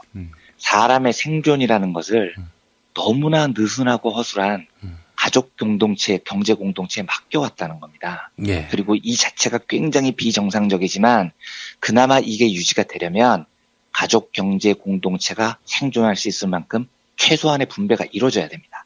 그런데 분배가 잘 안 되면 가족 경제 공동체가 뭐가 없는 거죠. 예. 장남도 돈이 있어야 부모님께 용돈을 드리는 겁니다. 이게 깨지고 나니까 노년 세대의 상실감, 배신감이 극단적으로 표출이 되는 게 아닌가 그런 생각이 저는 들었어요. 예. 제가 가끔 말씀드리지만 우리의 분노가요. 사회적으로 굉장히 엉뚱한 방향으로 표출이 될 때가 많습니다. 지금 노인분들이 못 사는 건 청년 세대가 노인 세대를 봉양을 잘 못해서가 아닙니다. 애초부터 인간의 생존을 그런 느슨한 가족 경제 공동체에 맡긴 사회 시스템의 문제가 첫 번째 이유고 그 느슨한 가족 경제 공동체조차도 유지가 안 될 정도로 착취가 심해진 한국 자본주의 시스템이 두 번째 문제인 거죠. 근데 우리 노인 세대들은 막상 가난에 몰리고 생존의 위협을 받으니까 그게 데모하는 젊은이들 때문이고 빨갱이들 때문이라고 엉뚱한 대로 분노를 표출합니다. 그리고 자본은 이 분노를 교묘하게 이용을 해서 인간의 실존적 존재를 망가뜨리죠. 그러니까 태극기 집회에 나온 노인분들 보면 눈빛이 광기에 서려 있는 거예요. 정호희 대표님 말씀대로요. 민중을 아둔하다 못해 반쯤 미치도록 지금 자본이 만들고 있는 겁니다. 제가 그 여성 혐오 문제에 대해서도 조심스럽게 한번 말씀드린 적이 있는데 이것도 그런 겁니다. 예. 우리 어렸을 때만 해도 여성 혐오가 이렇게 심하지 않았어요. 여성들이 사회 진출한다고 이렇게 여성을 증오하지 않았습니다. 왜냐하면 그때만 해도 자본주의 사회에서 시민권이라는 거는요. 임금 노동자에게 주어지는 겁니다. 그러니까 자본이 너희를 시민이야라고 인정을 해주는 사람들은 돈 받고 일하는 노동자가 됐을 때 겨우 인정을 해주는 거였어요. 이 대부분 남성 노동자들이었거든요. 그러니까 이 사람들 입장에서 보면 여성은 너무 하찮은 존재여서 보호해줘야 되는 존재였던 거죠. 그러니까 이 시기에 남성들은 너무나 당연히 군대를 갔습니다. 그건 불평등이 아니라 남자의 권리라고 생각을 했던 거죠. 그리고 이게 유지가 되는 이유는 남자가 시민권을 독차지하고 대신 시민권도 못 얻은 여성 따위는 보호해준다. 이런 암묵적인 동의가 있었다는 겁니다. 그러니까 남자는 거들먹 걸릴 권리를 얻는 대신에 나라를 지켜준다 이런 거였죠. 그래서 자고 이래로 역사를 보면 여자도 군대 가라 이런 요구를 남성들 사이에서 이렇게 강하게 나온 적이 없었습니다. 남자의 권리였으니까요. 그런데 여성이 사회 진출을 활발히 하니까 여성에 대한 혐오가 나타나서 여자도 군대 가라 이런 주장이 나타났다? 저는 이게 문제의 본질이라고 보지 않습니다. 문제의 본질은 인류에게 주어졌던 시민권의 총량이 너무 없어진 겁니다. 사회가 너무 가난해지니까 일자리가 충분해지지 않으니까 남성들이 내 일자리를 여성에게 빼앗기고 있어 이런 반응이 나오는 거죠. 예. 근데 그게 본질이 아니라니까요. 문제의 본질은 우리 모두가 다 같이 못 살게 됐다는 거지 여성이 사회 진출을 한 게 본질이 아니라는 겁니다. 예. 지금 일부 노인분들의 저 광기는 빈곤하기 때문이라고 저는 생각합니다. 예. 저는 저분들이 태생적으로 악마라고 생각하지 않습니다. 그리고 그분들은 자신의 빈곤함을 설명할 이유를 못 찾은 거예요. 그래서 그분들은 그 원인을 예전처럼 젊은이들이 공손하지 않아서 노인을 잘 봉양하지 않아서 좌파들이 득실돼서 라고 착각하지만 그게 문제의 본질은 아닐 거예요. 우리 모두가 사회 전체가 가난해졌기 때문이고 민중들의 삶을요, 생존을 근본적으로 가족경제 공동체라는 느슨한 시스템의 책임을 물렸던 천박한 자본주의가 몰락해가고 있기 때문이라고 생각을 합니다. 예. 아무튼 제 생각은 그렇습니다. 노인분들의 저 성향은 나는 저렇게 늙지 말아야지 라는 생각을 하기에 앞서서요. 노인이건 어린이건 여성이건 성소수자건 청년이건 장년이건 누구나 다 생존 자체를 걱정하지 않는 지속 가능한 복지 국가를 만들면 된다는 겁니다. 저는 이게 되면 저 관계가 상당히 사라질 거라고 믿습니다. 하여튼 빈곤한 삶 속에서 박근혜 최순실을 보호하기 위해서 박근혜 뭐 이런 걸 외치는 이 처참한 우리 노인 세대의 정신적 질곡을 끝내기 위해서라도요. 이번 촛불혁명이 대한민국을 지속 가능한 복지국가로 만드는 그러니까 적어도 인간으로 태어났으면 죽음을 걱정하지 않아도 되는 그런 사회로 만드는 계기가 됐으면 하는 바람이 며칠 사이에 많이 들었습니다. 예. 우리 이완배 기자님 말씀을 네. 종합해 보면 이런 거 아닙니까? 이런 불평등 또 빈곤 이게 강화되면 강화될수록 그렇습니다. 보수 정치 세력에겐 이득이고 당연합니다. 이게 당연합니다. 약화되면 약화될수록 그러니까 모두가 다 두루 공평하게 잘 살게 되면 뭐 진보 정치 세력에게 이득이고요. 당연합니다. 그래서 제가 한번 그 강연 때도 말씀을 드린 적이 있지만 자본은 민중들도 잘 살고 자본도 잘 살고 이런 길이 있으면 선택할래? 절대 선택하지 않습니다. 민중들이 가난하고 더 박을 가리고 더 경쟁할수록 지들끼리 더 치고받고 더 물고 뜯을수록 자본은 유리해지거든요.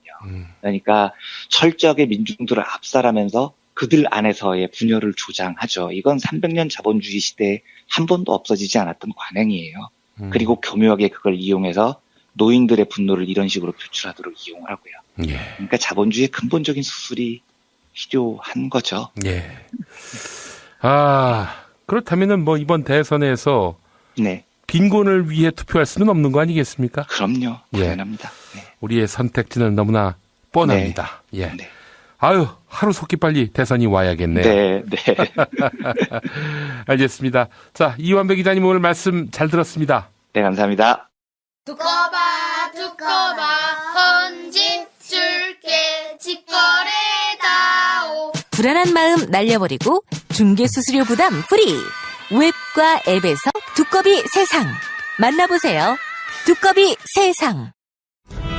정말 맛있다. 이 말 한마디면 모든 게 설명됩니다. 30년 전통 자연의 이로움을 담은 김치 이담채 김치 1544-4586 1544-4586 술자리 많은 요즘 3차까지 달린 당신을 위한 필수품 전창걸의 새싹 땅콩차. 이제 속쓰림은 잊으세요. 070-8635-1288 070-8635-1288 닭갈비 이젠 전혀 새로운 맛을 경험하세요. 킹 닭갈비 일반 맛, 짜장 맛, 파스타 맛까지 11번가 옥션, 지마켓, 스토어팜에서 킹 닭갈비를 검색하세요. 지난 목요일 방송 함께 하시겠습니다. 민중의 소리 이완배 기자와 함께하는 경제의 속살. 이완배 기자 만나겠습니다. 이완배 기자님. 네, 안녕하십니까. 예. 이재용 삼성전자 부회장에 대한 구속영장. 예. 이 방송을 팟캐스트로 접하실 분들께는 뭐 집행이 되느냐 마느냐 이게 이미 다 나온 뒤에 이야기일 텐데요. 네. 자, 참 초조한 마음입니다. 그렇습니다. 저희가 이게 굉장히 애매한 게 예전에는 기다렸죠. 영장이 떨어지는지 안 떨어지는지를 기다리고 녹음을 했었는데 지금은 저희가 이제 국민TV 뉴스K에서 라이브로 지금 방송이 16일 오후 3시 40분 요때 방송을 하고 있는데 팟캐스트로 들으시는 분들은 16일 밤 늦게나 혹은 17일에 주로 들으시니까요. 아마 대부분 들으시는 분들은 이재용 구속 여부의 결과를 아시는 상태에서 들으실 것 같은데 방송을 하는 저는 지금 한창 구속영장 실질심사가 벌어지는 중간에 방송을 하는 거여서 지금 알 수가 없는 상태입니다. 그렇다고 또 두 가지 버전으로 녹음할 수는 또 없는 것이고. 그렇죠. 그래서 이제 뭐 이미 결과가 나온 상태라면 들으시는 분들께서는 좀 김이 빠지는 이야기일 수도 있겠지만요. 이 이야기는 제가 언제 한번 꼭 드리고 싶었던 이야기여서 제가 왜 삼성 이재용 구속에 이렇게 집착하는지에 대한 뭐 개인적인 변이라면 변이고요. 경제학적인 이유라면 경제학적인 이유입니다. 그걸 말씀을 드려보려고 합니다. 근데 가십부터 하나 말씀을 드리면 이번에 저한테 무슨 예측을 물어보시는 분들이 거의 없거든요. 제가 하도 틀리니까. 그런데 이번에는 저한테 이재용이 구속될 것 같냐고 물어보시는 분들이 꽤 있으세요. 근데 안타깝게도 저는 경제기자지 법조기자가 아니어서 구속 여부는 제가 예측할 수 있는 영역은 아닌 거죠. 사실 오늘 같은 날은 저 대신 김프로께서 이 방송을 하시는 게 훨씬 더 나을 뻔하다는 생각도 들긴 하는데요. 걔가 좀 비싸요. 아, 그런가요? 예. 예. 김용민 PD님께서 예전 탄핵 가결 때부터요.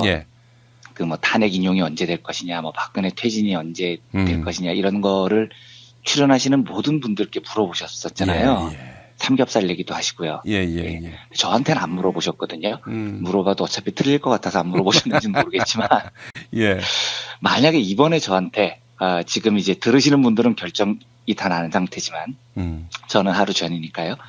이재용이 구속될 것 같냐, 안 될 것 같냐, 어디에 돈을 걸겠느냐 하고 물어보신다면, 저는 이번엔 이 배팅엔 참가를 하겠습니다. 그리고 저는 이재용이 구속이 된다. 에 걸겠습니다. 뭐 얼마를 걸지는 제가 잘 모르겠는데요. 왜냐하면 어떤 논리적인 근거 때문에 이재용 구속에 거는 게 아닙니다. 저는 그 법리적인 판단의 근거를 잘 모르니까요. 제가 이재용 구속에 배팅을 하는 건 염원을 담아서 배팅을 하는 겁니다. 그러니까 제가 그 청소년 관련 경제책 이렇게 이런 거 쓸 때 원고를 쓸 때 그 안에 꼭 그렇게 적습니다. 경제적 인간이 되기 위해서는 어렸을 때부터 확률을 굉장히 중요하게 생각해야 된다.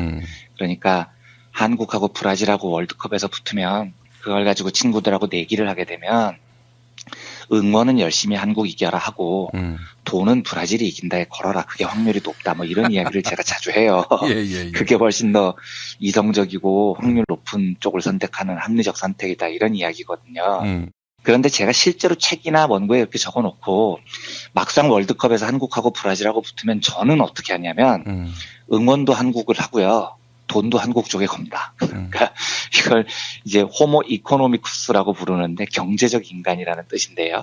저는 그런 호모 이코노미쿠스가 못 되는 거죠. 그리고 언행일치도 안 됩니다. 책에는 브라질에 걸라고 적어놓고 정작 저는 한국이 이긴다에 돈을 겁니다. 근데 왜 이런 확률 낮은 비합리적 선택을 하느냐. 그만큼 저는 한국이 이기는 것을 열망하기 때문입니다. 그러니까 염원이 합리성을 넘어서는 거죠. 그래서 저는 이재용 구속에 돈을 거는 이유는 이재용이 구속될 확률이 높아 보여서가 아니고요. 그만큼 이재용 구속을 열망하기 때문입니다. 한국이 월드컵에서 브라질을 이기는 것보다도 저는 훨씬 더 크게 이재용이 구속되기를 원합니다. 그래서 비록 이재용의 구속 확률이 낮아 보이더라도요. 제 열망을 담아서 한 얼마쯤 걸까요? 한 10만 원 정도는 제가 충분히 희생을 할 용의가 있습니다. 이재용 구속되는 쪽에 10만 원을 걸겠습니다. 제가 오늘 꼭 드리고 싶었었던 이야기는 뇌물이라는 게요. 특히 국가 고위 공무원을 상대로 하는 뇌물 행위가 얼마나 경제학적으로 나쁜 행위인지를 말씀을 드리려고 합니다. 물론 뇌물은 범죄죠. 그리고 뇌물 거래는 공식적인 거래가 아닙니다.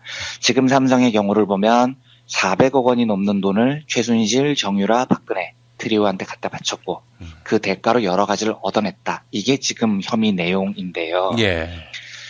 경제학에서는 그 정상적인 거래를 말할 때 등가 교환 원칙이라는 불변의 원칙이 있습니다. 그러니까 등가 교환의 법칙.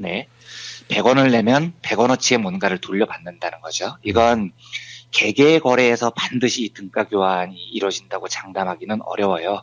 약간 부등가 교환이 이루어지기도 하는데 이 거래를 계속해서 반복하다 보면 그래서 결국 그 거래의 평균치를 내보면 결국 거래의 총량과 평균은 등가 교환으로 이루어진다라는 게 등가 교환의 원칙이라는 겁니다. 그러니까 특정 거래에서 부등가 교환이 이루어져도 거래를 쭉 따라가 보면 언젠가는 평균치가 된다는 거죠. 그래서 사회적으로 누군가가 1,000원을 지불했으면 누군가는 1,000원어치를 가져갔고 이런 등가 교환이 성립이 됩니다.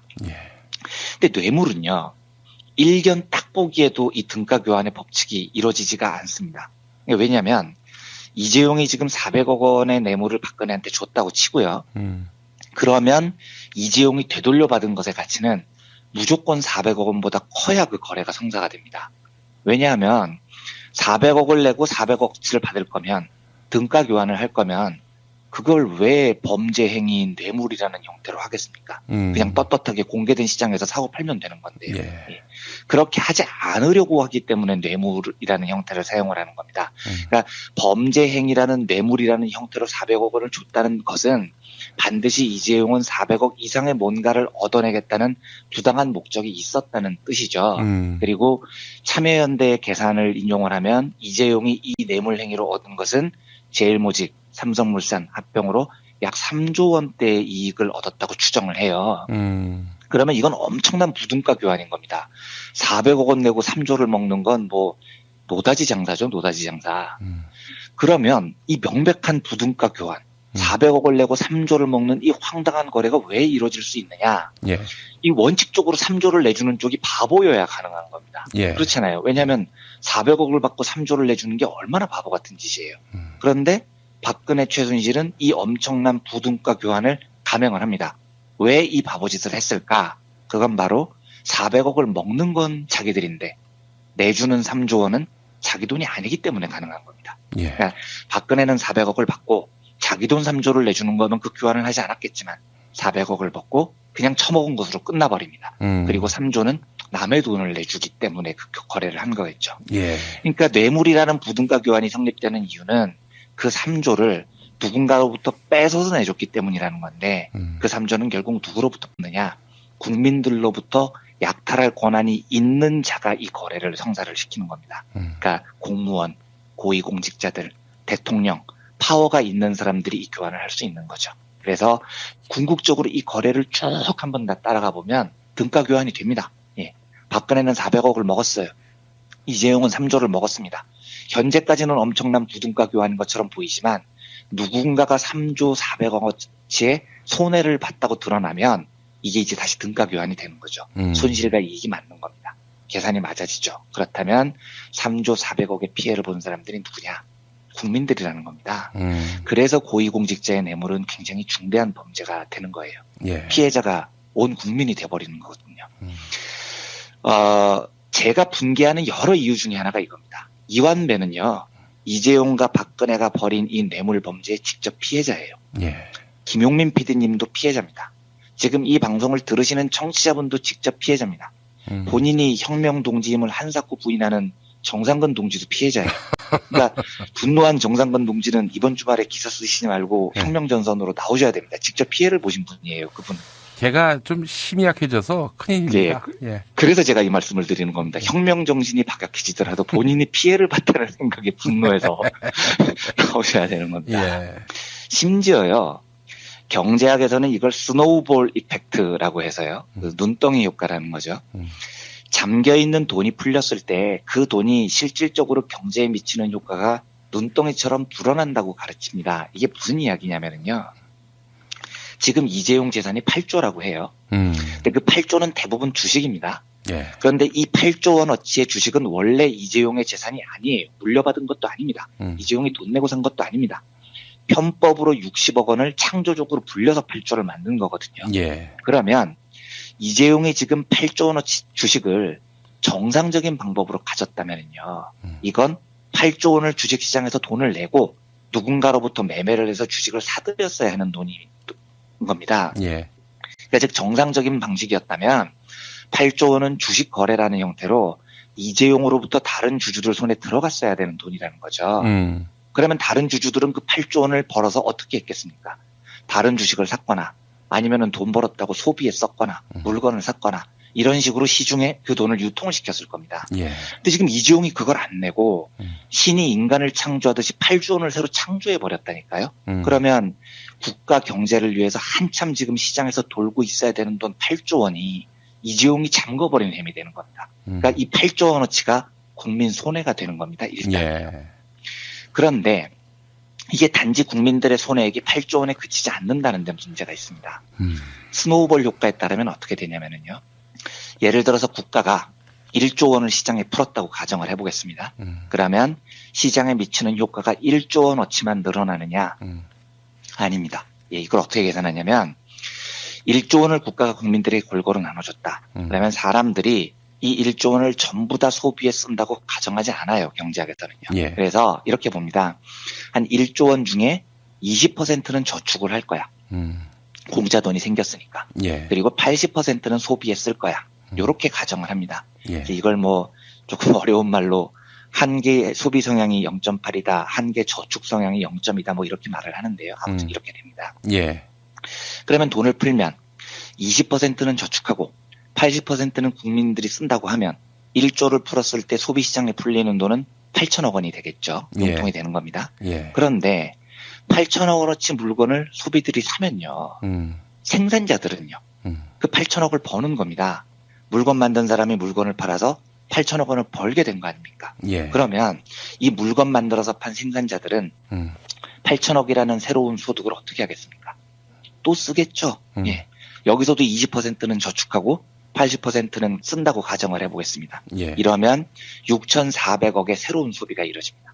이 새로운 소비는 또 새로운 생산자의 소득이 됩니다. 예. 그래서 이 6,400억의 새로운 소득을 얻은 생산자들은 그 중에 또 80%를 씁니다. 또 한 5천억 원 정도의 새로운 소비를 낳는 거죠. 예. 이런 식으로 정부가 시중에 돈을 풀면요. 그 돈은 딱 그 돈 어치만 역할을 하는 게 아니고요. 눈덩이처럼 소비를 자극해서 불어넣어서 경제를 활성화시키는 효과가 생기는 거예요. 예. 이걸 그래서 승수 효과 혹은 스노우볼 이펙트라고 하는데요. 지금 이재용이 가로챈 돈이 8조 원이에요. 그리고 그걸 딱 잠궈놨습니다. 그러니까 예. 정상적으로라면 시중에 풀려서 소비시장으로 흘러 들어가야 될 저 돈인데 저게 제대로만 풀렸다면 8조 원어치만 풀리는 게 아니고 엄청난 승수 효과, 눈덩이 효과가 돼서 저게 10몇 조 원, 20조 원 가까이 소비 진작 효과를 가져올 수 있었던 돈이라는 거죠. 그런데 그걸 이재용이 지금 편법, 불법 다 써서 지 주식계좌에 딱 박아놓는 바람에 수십조 원에 이르는 소비 진작 효과를 이재용이 가로막은 거고요. 이건 엄청난 대국민 범죄인 겁니다. 그리고 그 피해는 우리 모두인 거예요. 이게 제가 이재용의 구속을 열망하는 경제적인 이유입니다. 단도직입적으로 말해서 이재용의 저 뇌물 범죄와 8조 원 재산을 부풀린 범죄는 우리 모든 국민들이 분노를 해야 되는 문제입니다. 예. 그리고 그거를 해소를 하면 국민 경제에 굉장히 큰 긍정적인 효과를 낳을 수가 있는 겁니다. 예. 저는 이제 이 방송을 들으시는 분들이 결과를 다 아시고 들으시겠죠. 방송을 들으시는 순간에 한국 사회가 정말로 역사적인 진일보를 했는지 아니면 다시 삼성은 건드리지 못한다는 과거로 퇴행했는지, 그러니까 어떤 시간에서 방송을 들으시는지 정말 매우 궁금합니다. 저도 굉장히 떨리는 마음으로 지켜보고 있고요. 예. 온 국민을 피해자로 만든 이 초대형 뇌물 사건의 주범조차 한국 사회가 단죄하지 못한다면, 예, 그 사회의 정의라는 건 뭘 기준으로 운영된다고 우리가 설명을 할 수 있겠습니까? 네. 부디 이번에는 정의가 꼭 실현이 돼서요. 예. 돌아가신 뒤 시신까지 탈취당했던 삼성전자 서비스지의 염호석 동지, 또 삼성전자 직업병 피해자 중에 79분 돌아가신 분들, 이분들 영정 앞에 우리가 시민들이 그분들을 지켜드리지는 못했지만 그래도 가해자에게 죄값을 물리는 사회를 우리 촛불로 만들어낸 것으로 우리들 어깨에 놓인 무거운 짐의 그 빚을 조금이라도 갚는 계기가 됐으면 좋겠습니다. 그래서 부디 이 방송이 나가는 시간에 이재용 구속이라는 한국 사회의 큰 진보의 희소식이 들리기를 간곡히 소망합니다. 법원이 매우 정치적인 조직 아닙니까? 네, 그렇다고 하더라고요. 홍준표 무죄 결정, 그리고 네. 특검이 청와대에 대한 압수수색이 가능하도록 법원에다가 요청한 거 아닙니까? 네, 이거 기각되고. 연거푸 사실 시민을 실망시키는 그런 결과를 내놓은 법원인데 이게 이재용을 구속시키기 위한 그런 전조가 될지 아니면 우리 원래 이래. 원래 나쁜 놈이야 선언하는 날이 될지. 우리한테 뭘 기대하니? 이런 신호가 될지 예, 주목됩니다. 예, 함께 간절한 마음으로 누군가의 불행을 위해서 이렇게 애타게 기다리는 것이 과연 아닙니다. 이재용의 불행을 기도하는 게 아니라 온 국민의 행복을 기원하는 겁니다. 간절한 마음으로 기도하겠습니다. 또 이재용도 또 감옥 한번 갔다 와야 뭐 경영자로서 더 완숙한 경영을 할 수 있지 않겠는가. 이재용과 삼성을 위해서. 예, 정의에 대한 관념도 바로 세우고 말이죠. 예, 알겠습니다. 이완배 기자님 오늘 말씀 잘 들었습니다. 네, 감사합니다. 살균 소독 여러 번 하지 마세요. 냄새 없는 살균수 클린비아트가 안전하게 당신을 지켜줍니다. 지금 딴지마켓에서 클린비아트를 만나보거라. 인터넷으로 클린비아트를 검색하세요. 안녕하세요. 내가 중고차를 사고 파는 조광래 중고차 1800-9538 고맙습니다. 살다 보면 꽃 주문할 일이 생깁니다. 1566-0263 네이버에서 검색된 사이트보다 최대 2만원 싸게 해드립니다. 좋은 사람과 플라워 1566-0263 잊지 마세요. 생활인을 위한 꿀팁. 집 두 채에 월 10,000원 화재보험 카페. 화재 배상, 심지어 도난 피해까지. 여기에 더해 가전제품 고장 수리비까지. 우와, 우리 집 말고 부모님 집까지 두 집에 월 10,000원이라고요? 식당, 노래방, 임용실 같은 상가와 숙박업소, 사무실, 공장, 창고, 목조주택까지 모든 업종의 화재보험과 배상 책임보험도 상담해드립니다. 02849-9730 연중 무휴라 언제든 02849-9730 한우 사고를 집어넣고 24시간 팔팔 끓인 곰탕 연지연 곰탕. 어린이부터 노인까지 누구나 좋아하는 건강식 연지연 곰탕. 택배로 신청하시려면 010-7252-1114 김용민 브리핑과 함께하는 브리핑 대리운전 1522-9687 수익금 일부는 김용민 브리핑 드라마 악인열전 제작비로 쓰입니다. 1522-9687 지난 금요일 방송 함께 하시겠습니다. 민중의 소리 이완배 기자와 함께하는 경제의 속살. 온 지구가 이분의 논평을 듣고 싶어합니다. 이완배 기자 연결하겠습니다. 이완배 기자님. 네, 안녕하십니까. 네. 축하 인사를 많이 받으셨죠? 예, 많이 받았습니다. 네. 남의 불행을 갖고 왜 축하를 네. 받으시나? 지나치게 많은 축하 인사를 대단히 감사하게 생각합니다. 예. 자, 그래요. 저는 전혀 기대를 안 했거든요. 네. 이건 틀림없이 기각이다. 네. 대한민국은 삼성 왕국이다. 이런 믿음이 확고했는데, 네. 근데 이재용 씨가 감옥 들어가게 됐습니다. 네. 어떻게 보셨어요? 우선 굉장히 기뻤습니다. 예, 그리고 아마도 2017년 2월 17일이 정말 한국 현대사에서 저한테는 제일 의미 있는 날 중에 하루가 될 것 같아요. 그리고 한국 사회가 역사적인 진일보를 하게 됐다고 믿고요. 예. 여러 번 말씀드렸습니다만 저는 이재용 구속이 박근혜 구속 어쩌면은 그거보다도 더 의미 있는 일이라고 생각을 했으니까요. 79년 동안 한 번도 무너지지 않았던 게 삼성공화국이니까요. 정치 권력은 시민들이 무너뜨린 적이 있었지만 이 일을 해냈다는 건 진짜 한국 현대사의 길이 남을 눈부신 역사적 진전이라고 믿습니다. 예. 우선 이게 조금 가볍게 먼저 말씀을 드리면 제가 이재용 구속 소식을 들으면서 그 권영국 변호사님을 비롯해서 비를 맞으시면서 서초동 법원 앞에서 철야투쟁을 하신 법조인분들 환호성하는 동영상을 봤습니다. 예. 그분들이 제일 먼저 떠오르더라고요. 참 감사한 일이죠. 그리고 당연히 함께 촛불을 든 1300 촛불 시민들께도 되게 많은 생각이 났고요.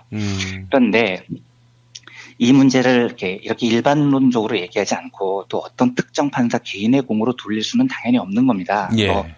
사법부의 판단을 이끈 것이 촛불이었고 또 투쟁이었기 때문에 어떤 개인의 이름을 칭송하는 게 100% 적절한지 모르겠어요. 그런데 오늘만큼은 제가 조금 오버한다는 비판을 받더라도 그 한정석 판사 이분한테는 마음껏 칭송을 드리고 싶습니다. 왜냐하면 제가 한번 말씀드린 기억이 있는데 한국 법조계하고 언론계에서는 개인 신상에 제일 불리한 평판이 반기업적이다라는 평판이거든요. 이 평판이 한번 찍히면 붙으면 개인적인 불이익이 분명히 따릅니다. 그러니까 판사가 대법관까지 가지 않는다면 대부분 변호사로 변신을 해야 되고요. 변호사에게 제일 좋은 직장은 대형 로펌이죠. 그런데 반기업적이라는 평판이 있으면 대형 로펌의 취직이 거의 안 됩니다. 대형 로펌의 최대 고객이 재벌이니까요. 언론인들도 마찬가지입니다. 예를 들어서 반자한당이라고 해야 되나요? 어쨌든 반 그쪽 당 이런 인식이 있어도 언론인은 살아남는 길이 있어요. 그러니까 정치권으로 진출을 하면서 민주당 쪽으로 가면 됩니다. 실제 그런 언론인들도 많고요. 근데 반기업적이라고 찍히면 경제부 출신으로는 은퇴 이후에 새 직장 갖기가 거의 불가능하다고 봐야 됩니다. 그러니까 사법부와 언론계처럼 은퇴 이후에 새로운 일을 일반적으로 갖는 직업분들은 반기업적이라는 딱지는 진짜 큰 위험을 감수해야 하는 일이죠. 하물며 그게 이재용을 상대로 하는 일이었으면 더 어려웠을 거라고 봐야 합니다. 그런데 물론 법리와 상식으로 보면 이재용 구속은 지극히 당연하지만 이 일이 그토록 79년 동안 잘 안 이루어졌던 건 이런 이유가 있었기 때문 아니겠습니까? 그러니까 조의원 판사요. 피의자의 주거 환경과 생활 환경을 고려하자. 네. 그러니까 이런 개소리가 나오는 이유도 저는 그렇게밖에 해석이 안 되더라고요. 근데 한정석 판사 젊은 판사시던데요. 예. 매우 용기 있고 훌륭한 판결을 내려주셨습니다. 그래서 개인적으로는 뭐 깊은 감사와 존경의 마음이 있습니다. 그리고 또 그런 차원에서 보면 박영수 특별검사 이번이 두 번째 영장재심사 도전이었는데 대기업 저승사자라는 별명이 있다고 그러시더라고요. 한동훈 검사님. 또 특검 에이스 윤석열 검사. 뭐 저는 다 모르는 분들입니다만 에이스들이 대거 투입이 됐다고 하던데 이분들께도 정말 무한한 경의를 보냅니다. 사실은 저는 그 한동훈 검사라는 분을 전혀 모르지만 정말 별명이 대기업 저승사자였다면 그 딱지는 한동훈이라는 개인에게는 굉장히 위험한 딱지였을 거예요. 개인적인 손실도 엄청난 걸 감수해야 되고요. 근데 이런 분들이 아직도 있는 거죠. 그리고 법정의하고 상식편에서 정말 용맹스럽게 싸워주신 거고요. 그러니까 시민의 한 사람으로서 정말로 높은 경의와 감사를 드리지 않을 수가 없습니다. 제가 이제 오늘 좀 드리고 싶은 말씀은요. 사실 79년 동안 삼성 총수 일가가 범죄는 정말 숱하게 저지르면서도 이 법망을 피할 수 있었던 이유는 관리의 삼성이라고 불렸던 정교한 삼성의 인적 네트워크 장악 능력 덕분이었을 겁니다. 그러니까 기자들 사이에서도 유명한 이야기거든요. 삼성이 국정원보다 빠르다는 거요. 그리고 뭐 막강한 정보 수집력. 이 얘기도 한번 드린 적이 있는 것 같은데 제가 종합지에 있을 때 삼성 홍보팀에서 고작 제가 4년차인가 5년차 기자였는데도 제 이름, 고향, 취미 이런 걸 다 기록을 해 있다고 고백을 한 적이 있었습니다. 그래요? 그래서 그런데 취미 분야가 불분명하다고 룸사롱을 좋아하시느냐 골프를 좋아하시느냐 그걸 알아야 된다는 거예요. 이런 것까지 다 분류를 해서 아이고 세상에 데이터베이스를 만들어 놓고 있다는 겁니다. 약점을 관리하고 있다는 거죠. 아이고 좋겠네. 2005년 안기부 엑스파일 사건에서도 드러났지만 그 삼성이 정기적으로 검사들한테 떡값을 상납했지 않습니까? 검찰 조직에도 오랫동안 마술을 뻗친 거고요. 정치권에도 삼성 장학생이 있다는 건 뭐 더 이상 소문이 아니죠. 거의 팩트로 드러난 거고요. 그 2003년 시사저널 보도에 보면 이런 대목이 나와요. 재경부 고위관리가 정부 돈으로 서기관 시절에 미국에 유학을 갔는데 조깅을 하다가 한 중년 남자를 우연히 만났는데 이 남자가 그렇게 자기한테 잘했다는 거예요. 우연한 인연이 돼서 참 고마웠다 이랬는데 한국에 돌아와서 재경부 들어가 봤더니 이 사람이 삼성 직원이었고 자기를 관리하는 직원이었다는 겁니다. 그러니까 미리부터 유학 갈 때 준비를 하고 우연을 가장해서 도왔다는 거죠. 그만큼 치밀하게 삼성이 사람을 관리했다는 겁니다. 기록을 보면 시민단체도 찝쩍거린 게 나옵니다. 2007년 비자금 사건 때 공개된 이건희 지시사항이라는 문건이 있는데요. 여기에 보면 이건희가 이렇게 말을 합니다. 참여연대 같은 NGO에 대해서 우리를 타깃으로 해를 입히려는 부분 말고는 다른 것에 대해서 한 몇십억 정도 지원해보자. 이런 대목이 나옵니다. 물론 이게 안 통했으니까 참여연대가 지금까지 삼성 저격수 역할을 훌륭히 해왔겠지만 삼성이 하여튼 이 마술을 참여연대 같은 단체에도 뻗치려고 했었던 겁니다. 언론 장악은 뭐 더 말할 필요도 없죠. 요 문건에 보면 이런 대목이 나와요. 이건희가 한 말인데 한겨레 신문이 삼성에 대해서 악감정 가지고 쓴 기사를 전부 스크랩해서 다른 신문하고 보도한 걸 비교를 해서 한겨레에 보여줘라. 그리고 설명을 해준 다음에 이걸 근거로 광고를 조정하는 것을 검토해보라. 이게 이건희 지시사항입니다. 그러니까 오너가 직접 한겨레 신문을 광고로 조정하라고 지시를 할 정도니 얼마나 현실 세계에서 언론사들이 삼성에게 휘둘려 왔겠습니까? 학계도 마찬가지고요. 요때 이건희 발언을 보면 교수들을 조장해서 LG를 공격하라 이런 대목이 있습니다. 그러니까 교수들도 동원 대상이 되는 거죠. 그러니까 이렇게 꼼꼼하게 사회 곳곳에 침투한 삼성이 이 위력 때문에 사실은 그 법적 구속을 총수 일가가 번번이 피해왔다고 봐야 됩니다. 그러니까 어떤 일이 벌어지냐면 2008년 조준홍 특별검사는 이건희 범죄 사실이 중대한데 그런데도 개인적 탐욕이 아니기 때문에 일반인들하고 같은 기준으로 법을 적용하면 안 된다. 이런 황당한 얘기를 기자회견에서 얘기를 합니다. 그러니까 이건희는 뭐 계급이 다른 사람입니까? 일반인들하고 다른 기준으로 법을 적용해야 된다는 걸 특별검사가 이야기를 할 정도였으니까 한국은 삼성공화국이었던 거죠. 이 와중에서 79년 만에 이재용을 구속시킨 특검 개간은 정말 높이 평가하기에 부족함이 없습니다. 그러니까 제가 무엇보다도 이게 중요하다고 생각을 했던 이유는 특검이 이 일을 해내면서 한국 사회가 80년 가까이 유지해온 불패의 신화, 삼성은 지지 않는다. 이걸 무너뜨렸다는 겁니다. 삼성이 그동안 제가 아까 말씀드린 왜 그렇게 꼼꼼한 네트워크 관리에 집중을 했을까를 생각을 해보면 이 삼성은 이렇게 인적 네트워크를 관리하는 걸 아마 일종의 보험이라고 생각을 했을 겁니다. 예. 근데 이제 경제학에서는요, 보험이라는 걸 이렇게 설명을 해요. 위험 관리라는 차원에서 다루는데요. 보험이 모든 위험에 대비하는 상품은 아니라고 규정을 합니다. 무슨 말이냐면 경제학에서는 위험이라는 걸 강도와 빈도라는 두 기준을 적용을 해서 네 가지로 구분을 하거든요. 그러니까 이제 1번 강도가 매우 센 거예요. 그러니까 벌어지면 피해가 무지하게 큰 거, 그리고 빈도도 낮은 거, 매우 자주 발생하는 위험. 요게 1번입니다. 2번은 피해는 매우 큰데 빈도는 그렇게 자주 안 발생하는 거. 3번 피해는 별로 안 큰데 되게 자주 발생하는 거. 4번 피해도 별로 안 크고 빈도도 그렇게 자주 발생하지 않는 거. 요렇게 네 가지로 구분을 합니다. 그런데 이제 1번 유형 같은 게 뭐냐면 습관적인 음주운전, 습관적 중앙선 침범 이런 겁니다. 그러니까 만약에 어떤 사람이 운전 습관이 술만 마시면 음주운전을 해서 중앙선 침범을 한다. 이러면 빈도도 되게 자주 일어나고 사고도 되게 크게 나는 거죠. 1번의 경우입니다. 이러면 백발백중 큰 사고가 생기고 이 사고는 거의 사망사고가 될 가능성이 커요. 그러니까 이런 경우에는 경제학에서는 보험을 가입하라고 권하지 않습니다. 1번의 경우에는 무조건 그 위험을 회피하라고 가르쳐요. 그러니까 술만 처먹으면 운전을 하는 사람은 생명보험에 가입을 하는 게 대안이 아니고요. 어차피 그렇게 해봐야 죽으니까요. 보험이 아니고 음주운전 습관을 고쳐서 그 짓을 하지 말라고 가르치는 겁니다. 2번은 제가 조금 이따 설명을 하고요. 3번 유형을 먼저 보면은요. 되게 자주 일어나는데 강도는 별로 안 센 경우. 이건 예를 들면 넘어져서 무릎 까지는 경우가 이런 겁니다. 설거지하다가 그릇 깨지는 경우 이런 거죠. 자주 일어나는데 뭐 일어난들 피해가 없는 건 아니지만 그렇다고 피해가 그렇게 큰 건 아닌 경우. 이런 경우에도 보험을 가입하는 게 아닙니다. 이럴 때는 어떻게 하냐면 보험 같은 어려운 상품 가입하지 말고요. 사전에 좀 조심하거나 아니면 사후에 적절한 조치를 하거나 이 정도로 마무리를 하는 게 제일 효율적이라는 겁니다. 그러니까 무릎 안 까지도록 조심하고요. 그래도 넘어져서 무릎 깨졌으면 이제 앞가짐기 바르고 끝내는 거죠. 4번 유형은 빈도도 별로 안 발생하고 강도도 안 센 거. 이건 뭐 접신물에 코 박는 경우 이런 경우죠. 이건 뭐 안 일어나지 않습니까? 이거 뭐 코 박아도 잠깐 숨 막혔다가 꺼내서 숨 쉬면 되니까요. 이런 위험은 그냥 무시하고 살아라 이렇게 가르칩니다. 보험은 어디에 등장을 하느냐? 2번에 등장을 하는 거예요.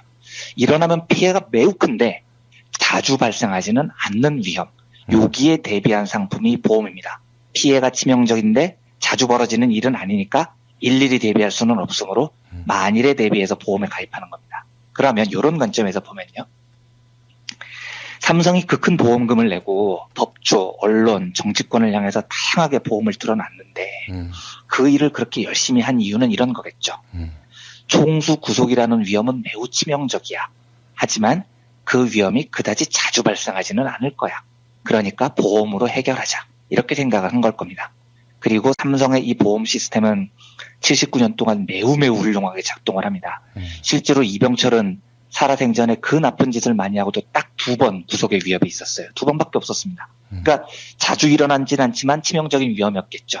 그런데 삼성이 만들어 놓은 이 인적 네트워크 보험 시스템으로 벗어납니다. 이건희도 생전 딱 2번 구속 위협이 있었습니다. 역시 자주 일어나진 않지만 치명적인 위험이죠. 이것도 이건희는 사회에 구축해 놓은 보험의 힘으로 탈출을 합니다. 근데 삼성의 이런 보험 시스템이 훌륭히 작동을 해오면 어떤 문제가 생기냐면요. 한국 재벌들의 고질적인 범죄 행위가 끝이 안 나는 겁니다. 왜냐하면 2위에서 10위권 재벌들 중에요. 구속된 경우가 꽤 있거든요. 짧게지만 정몽구도 2번이나 구속이 됐어요. 총수 구속이라는 최악의 상황을 맞았습니다. 그러면 보통 우리 상식에는 반성을 해야 되잖아요. 네. 앞으로 그런 일을 하지 말아야 되잖아요. 근데 얘들이 반성을 합니다, 하기는. 근데 무슨 반성을 하느냐? 야, 나쁜 일을 했으니까 그 일을 반성하자. 이게 아니고요. 뭘 반성하냐면 왜 우리는 삼성처럼 훌륭한 보험 시스템을 갖추지 못했나. 이런 걸 반성하고 앉아 있는 겁니다. 그러니까 정몽구를 구속해도요. 최태원을 구속해도 이재용을 구속해도 이재용이 저 보험 시스템으로 멀쩡하게 살아있는 한 나머지 재벌들도 폐악질을 멈추질 않는 거예요. 그러면서 나머지 애들도 우리도 삼성처럼 보험에 잘 가입하면 살아남을 수 있어. 어차피 이런 일은 자주 벌어지지 않잖아. 이런 의식이 확대되는 겁니다. 이러니까 수십 년 동안 한국 기업의 시스템이 반칙, 범죄, 횡령, 폐악질 이런 걸로 점철이 되어 오는 겁니다. 그런데 이제 이번에 마침내 삼성의 보험 시스템이 무너졌죠. 이러면 정말 큰 변화가 올 겁니다. 잘못을 저지르면 삼성같이 훌륭한 보험 시스템을 갖춰도 처벌을 받는다. 이 인식이 확대된 거잖아요. 이러면 재벌의 구속이라는 위험이 제가 아까 4가지 유형 중에 2번이라고 말씀드렸죠. 예. 자주 일어나지는 않지만 일어나면 피해가 큰 경우입니다.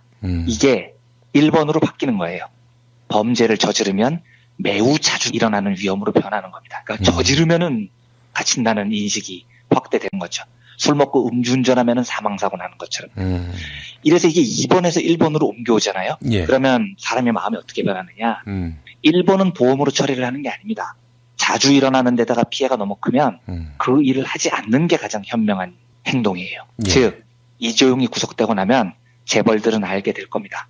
이걸 피하려고 보험에 가입하려고 난리를 치는 것보다 범죄를 저지르는 것보다 그래서 보험에 기대는 것보다 범죄를 저지르지 않고 구속되지 않는 쪽이 훨씬 더 현명하다는 사실을 이제는 모두가 다 깨닫게 될 겁니다. 그러니까 저는 이재용의 구속이 진짜 큰 역사의 진일보를 가져온 거라고 보는 겁니다. 이 보험 시스템이 무너진 거죠.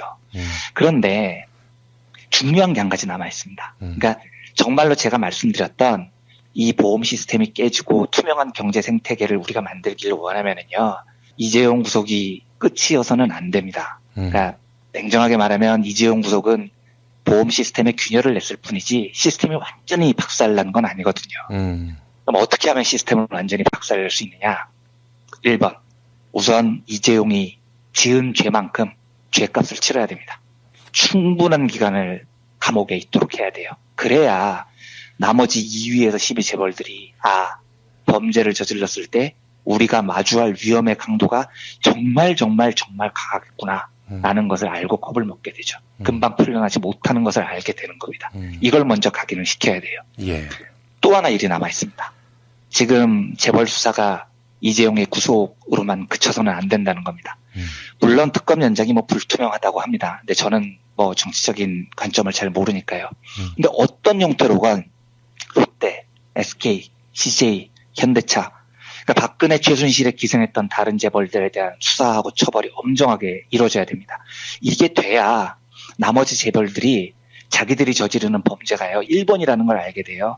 그러니까 강도는 세지만 자주 일어나는 일은 아니야. 이러면 보험으로 처리를 하려고 하는데 1위 되면은요, 야 범죄를 저지르면 무조건 감옥에 간다. 이렇게 되면 습관적 음주운전하고 비슷해지면 음주운전을 하면 죽는다는 걸 알게 되면 보험이 아니라 음주운전을 그만두는 일에 의지를 하게 됩니다. 그러니까 나머지 재벌 수사를 철저히 해서 나머지 재벌들도 전부 다 법적 심판을 받게 되면 재벌들이 아무리 무식한 또라이라도 야 지금부터는 검사, 기자, 정치인들한테 돈 먹이면서 보험질하는 게 대안이 아니다라는 걸 깨닫게 될 겁니다. 그리고 그 피해를 막는 유일한 방법은 범죄를 안 저지르는 일이라는 걸 알게 될 거예요.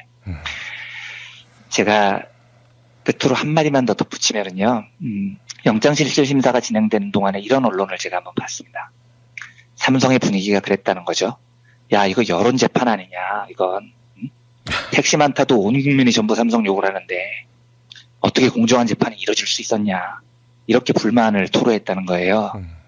제가 그걸 보고, 정신 한참 못 차렸구나 하는 생각이 들었습니다. 예.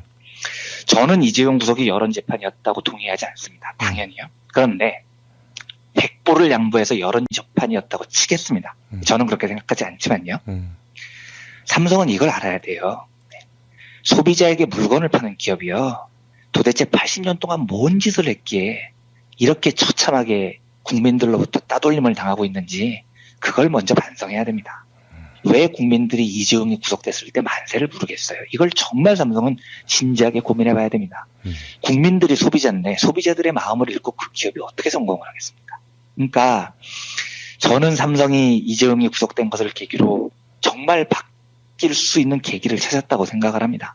삼성은 오히려 저는 죽음의 길에서 살 유일한 활로를 찾았을지도 몰라요. 이 기회를 틈타서 제발 좀 정상적으로 경영하고요. 노동자와 소비자들을 좀 정상적으로 대하고요. 그렇게 되면 국민들이 이재용 구속됐다고 이렇게 열광 안 하겠죠. 삼성이 지금까지 그따위로 국민 알기를 개차반 지금 해왔으니까 여론이 등을 돌린 겁니다. 그래서 저는 이번 일이 삼성을 비롯해서 다른 재벌들이 그 사고방식을 좀 정상적으로 돌아오는 좋은 계기가 됐으면 좋겠습니다. 그리고 범죄를 저지르지 않고 사는 길이 그들에게도 최선의 선택이라는 사실을 깨닫게 되는 계기가 됐으면 좋겠습니다. 예. 네. 아무튼 뭐 이재용 구속이라는 큰 산 하나를 넘었는데요. 이제 시작입니다. 네, 말씀드렸듯이 다른 재벌 범죄에 대한 강력한 수사도 이어져야 되고요. 이재용에 대해서는 죄에 상응하는 충분한 대가를 치르도록 우리가 또 싸워야 됩니다. 예. 뭐 박근혜 구속은 당연히 필요한 거고요. 예. 그러니까 다시 우리가 아직도 촉포를 들어야 될 이유가 있는 겁니다. 그래서 내일 토요일에 또 한번 이번에는 조금 기분 좋은 마음으로 광화문 집회에서 많은 분들과 만나 뵀으면 좋겠습니다. 이재화 변호사 말씀을 들어보니까 네. 제대로 법리를 적용해서 네. 형량을 따지면 한 20년형 나온다고 하는군요. 네. 예. 70대는데 이재용이 그대로 적용되기를 원합니다, 진짜. 네. 아니 이거 하나 여쭤볼게요. 만약에 진짜 20년형이 나온다. 그러면 이재용이 그 자리에 있을 수 없잖아요. 네. 그럼 어떻게? 완전히 새로운 모델을 만들고 생존을 위해서 변신을 해야죠. 지금 그 변신이 수십 년째 너무 지체돼 와서 문제입니다. 지금이라도 해야 됩니다. 네. 이부진한테 넘어가는 건 아닙니까? 그런 일도 있을 수 있겠죠. 이건 제가 고민을 한번 해보고 예. 다시 한번 말씀을 드리겠습니다. 그러니까 지금 벌써부터 이재용이 아니라 이부진이나 이서연으로 권력이 이동될 것이라는 이야기들이 벌써부터 나오기 시작하죠. 예. 그런데 삼성이 만약에 그런 선택을 한다면 네, 정말로 이 크나큰 큰 일을 맞아서도 아무것도 배우지 못한 결과가 되겠죠. 이재용의 삼성이 아니라 이부진의 삼성을 국민들이 받아들일 수 있을까요? 네. 결국은 다시 멸망의 길로 가는 건데요. 그런 일을 삼성이 획책한다면 예, 또다시 이부진은 지금까지 어떻게 해서 부를 지금까지 불려왔고 이부진이 해왔던 폐악질은 무엇이며 하는 모든 것들을 걸고 시민사회와 일전을 벌여야 될 겁니다. 예. 그 일을 삼성이 선택을 한다면 그건 정말 빠가사리인 거죠. 그렇게 될지 한번 지켜보겠습니다. 빠가사리. 참 너무 상큼한 표현입니다. 예. 제가 오늘 페이스북에 올린 글이 있는데요. 네. 삼성의 간부들 뒤에서 웃는 거 다 압니다라고 썼는데 예. 맞는 말이죠? 김용민 PD님께서는 어떤 관점에서 하신 얘기인가요? 이게 통상 이런 직장은 다 그래요. 감으로 그냥 찍은 건데. 아니, 저는 우선, 이런 면은 분명히 있을 거예요. 그러니까, 이건희에서 이재용으로 넘어오는 시기에, 예, 지금 사실은 뭐, 최지성이나 이런 사람들을 2인자, 3인자라고 얘기를 하지만, 그 멤버들은 언젠가 물갈이가 되게 돼 있는 멤버들입니다. 예. 그러니까 이재용의 사람으로 다 물갈이를 이재용이 준비를 하고 있었을 텐데, 그 사람들은 생명이 상당 기간 연장이 됐다고 봐야죠. 예. 네, 저는 그런 면에서, 사실 내심으로 환호성을 하고 있는 사람이 많을 거라고 생각을 하고요. 예. 좀 다른 관점이긴 하지만, 삼성 구성원들 사이에서요, 언론이 왜곡 보도를 해서 그렇지, 예. 이재용이 삼성을 이끌고 나갈 제목이 아니라는 건 삼성 구성원들도 저는 다 알고 있을 거라고 생각을 해요. 예. 네, 그런 면에서도 아마 삼성의 변화를 스스로 기대하는 내부 젊은 구성원들이 없지 않을 거라고 봅니다. 아무튼 뭐 삼성은 여러 면에서 정말 큰 중요한 계기를 맞았고 잘 바뀌기를 원합니다. 네. 예전에 그 개그 프로그램에서 나왔던 유행어가 있습니다. 경사났네, 경사났어. 자, 이원배 기자님 수고하셨습니다. 네, 감사합니다. 여러분 안녕하세요. 민중의 소리 아나운서 정혜림입니다. 이 어묵한 여왕님 치하에서 다들 잘 견디고 계시죠? 오늘도 종편의 주옥 같은 헛소리에 혼이 정상인 듯 정상 아닌 비정상 같은 여왕님의 우주 타령에 고구마 100개쯤 한꺼번에 삼킨 듯 답답한 마음에 죄 없는 가슴팍만 두들겨대고 계세요. 이젠 시원한 사이다 같은 민중의 소리와 함께하세요. 잘 키운 진보 언론 열종편 안 부럽습니다. 한 달 10,000원, 소액 CMS 후원으로 민중의 소리에 큰 힘이 되어주세요. 1661-0451 1661-0451 전화 기다릴게요.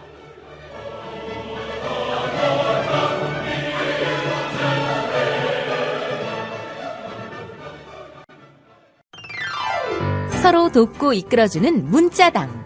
문자당이 문자당 샵을 열었어요. 중소상공인과 농업 생산자들을 위한 큰 장터. 아니, 4개라고 그랬어. 2개, 3개. 남았으니까 그냥 서비스 하나. 하나는 공짜. 농민회와 여성연대 같은 사회단체들이 추천하고 문자당이 엄정하게 검증한 상품과 서비스를 온라인으로 판매해서 수익금의 일부는 각 단체에 기부하는 장. 협동, 자조, 상생회, 진보 열린 장터, 문자샵.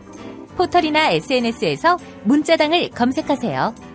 경제 저널리스트 이한배의 경제 이속살 한 주간 종합편과 함께 하셨습니다. 경제 이속살은 매일 아침 김용민 브리핑 1부에서 만나실 수 있습니다. 김용민 브리핑과 함께한 시간 어떠셨어요? 다음 시간에도 보다 바르고 알차며 즐거운 정보로 여러분을 찾아가겠습니다. 팟캐스트 포털 팟빵에서 다운로드하기, 구독하기, 별점 주기, 댓글 달기로 응원해주세요. 잊지 마세요.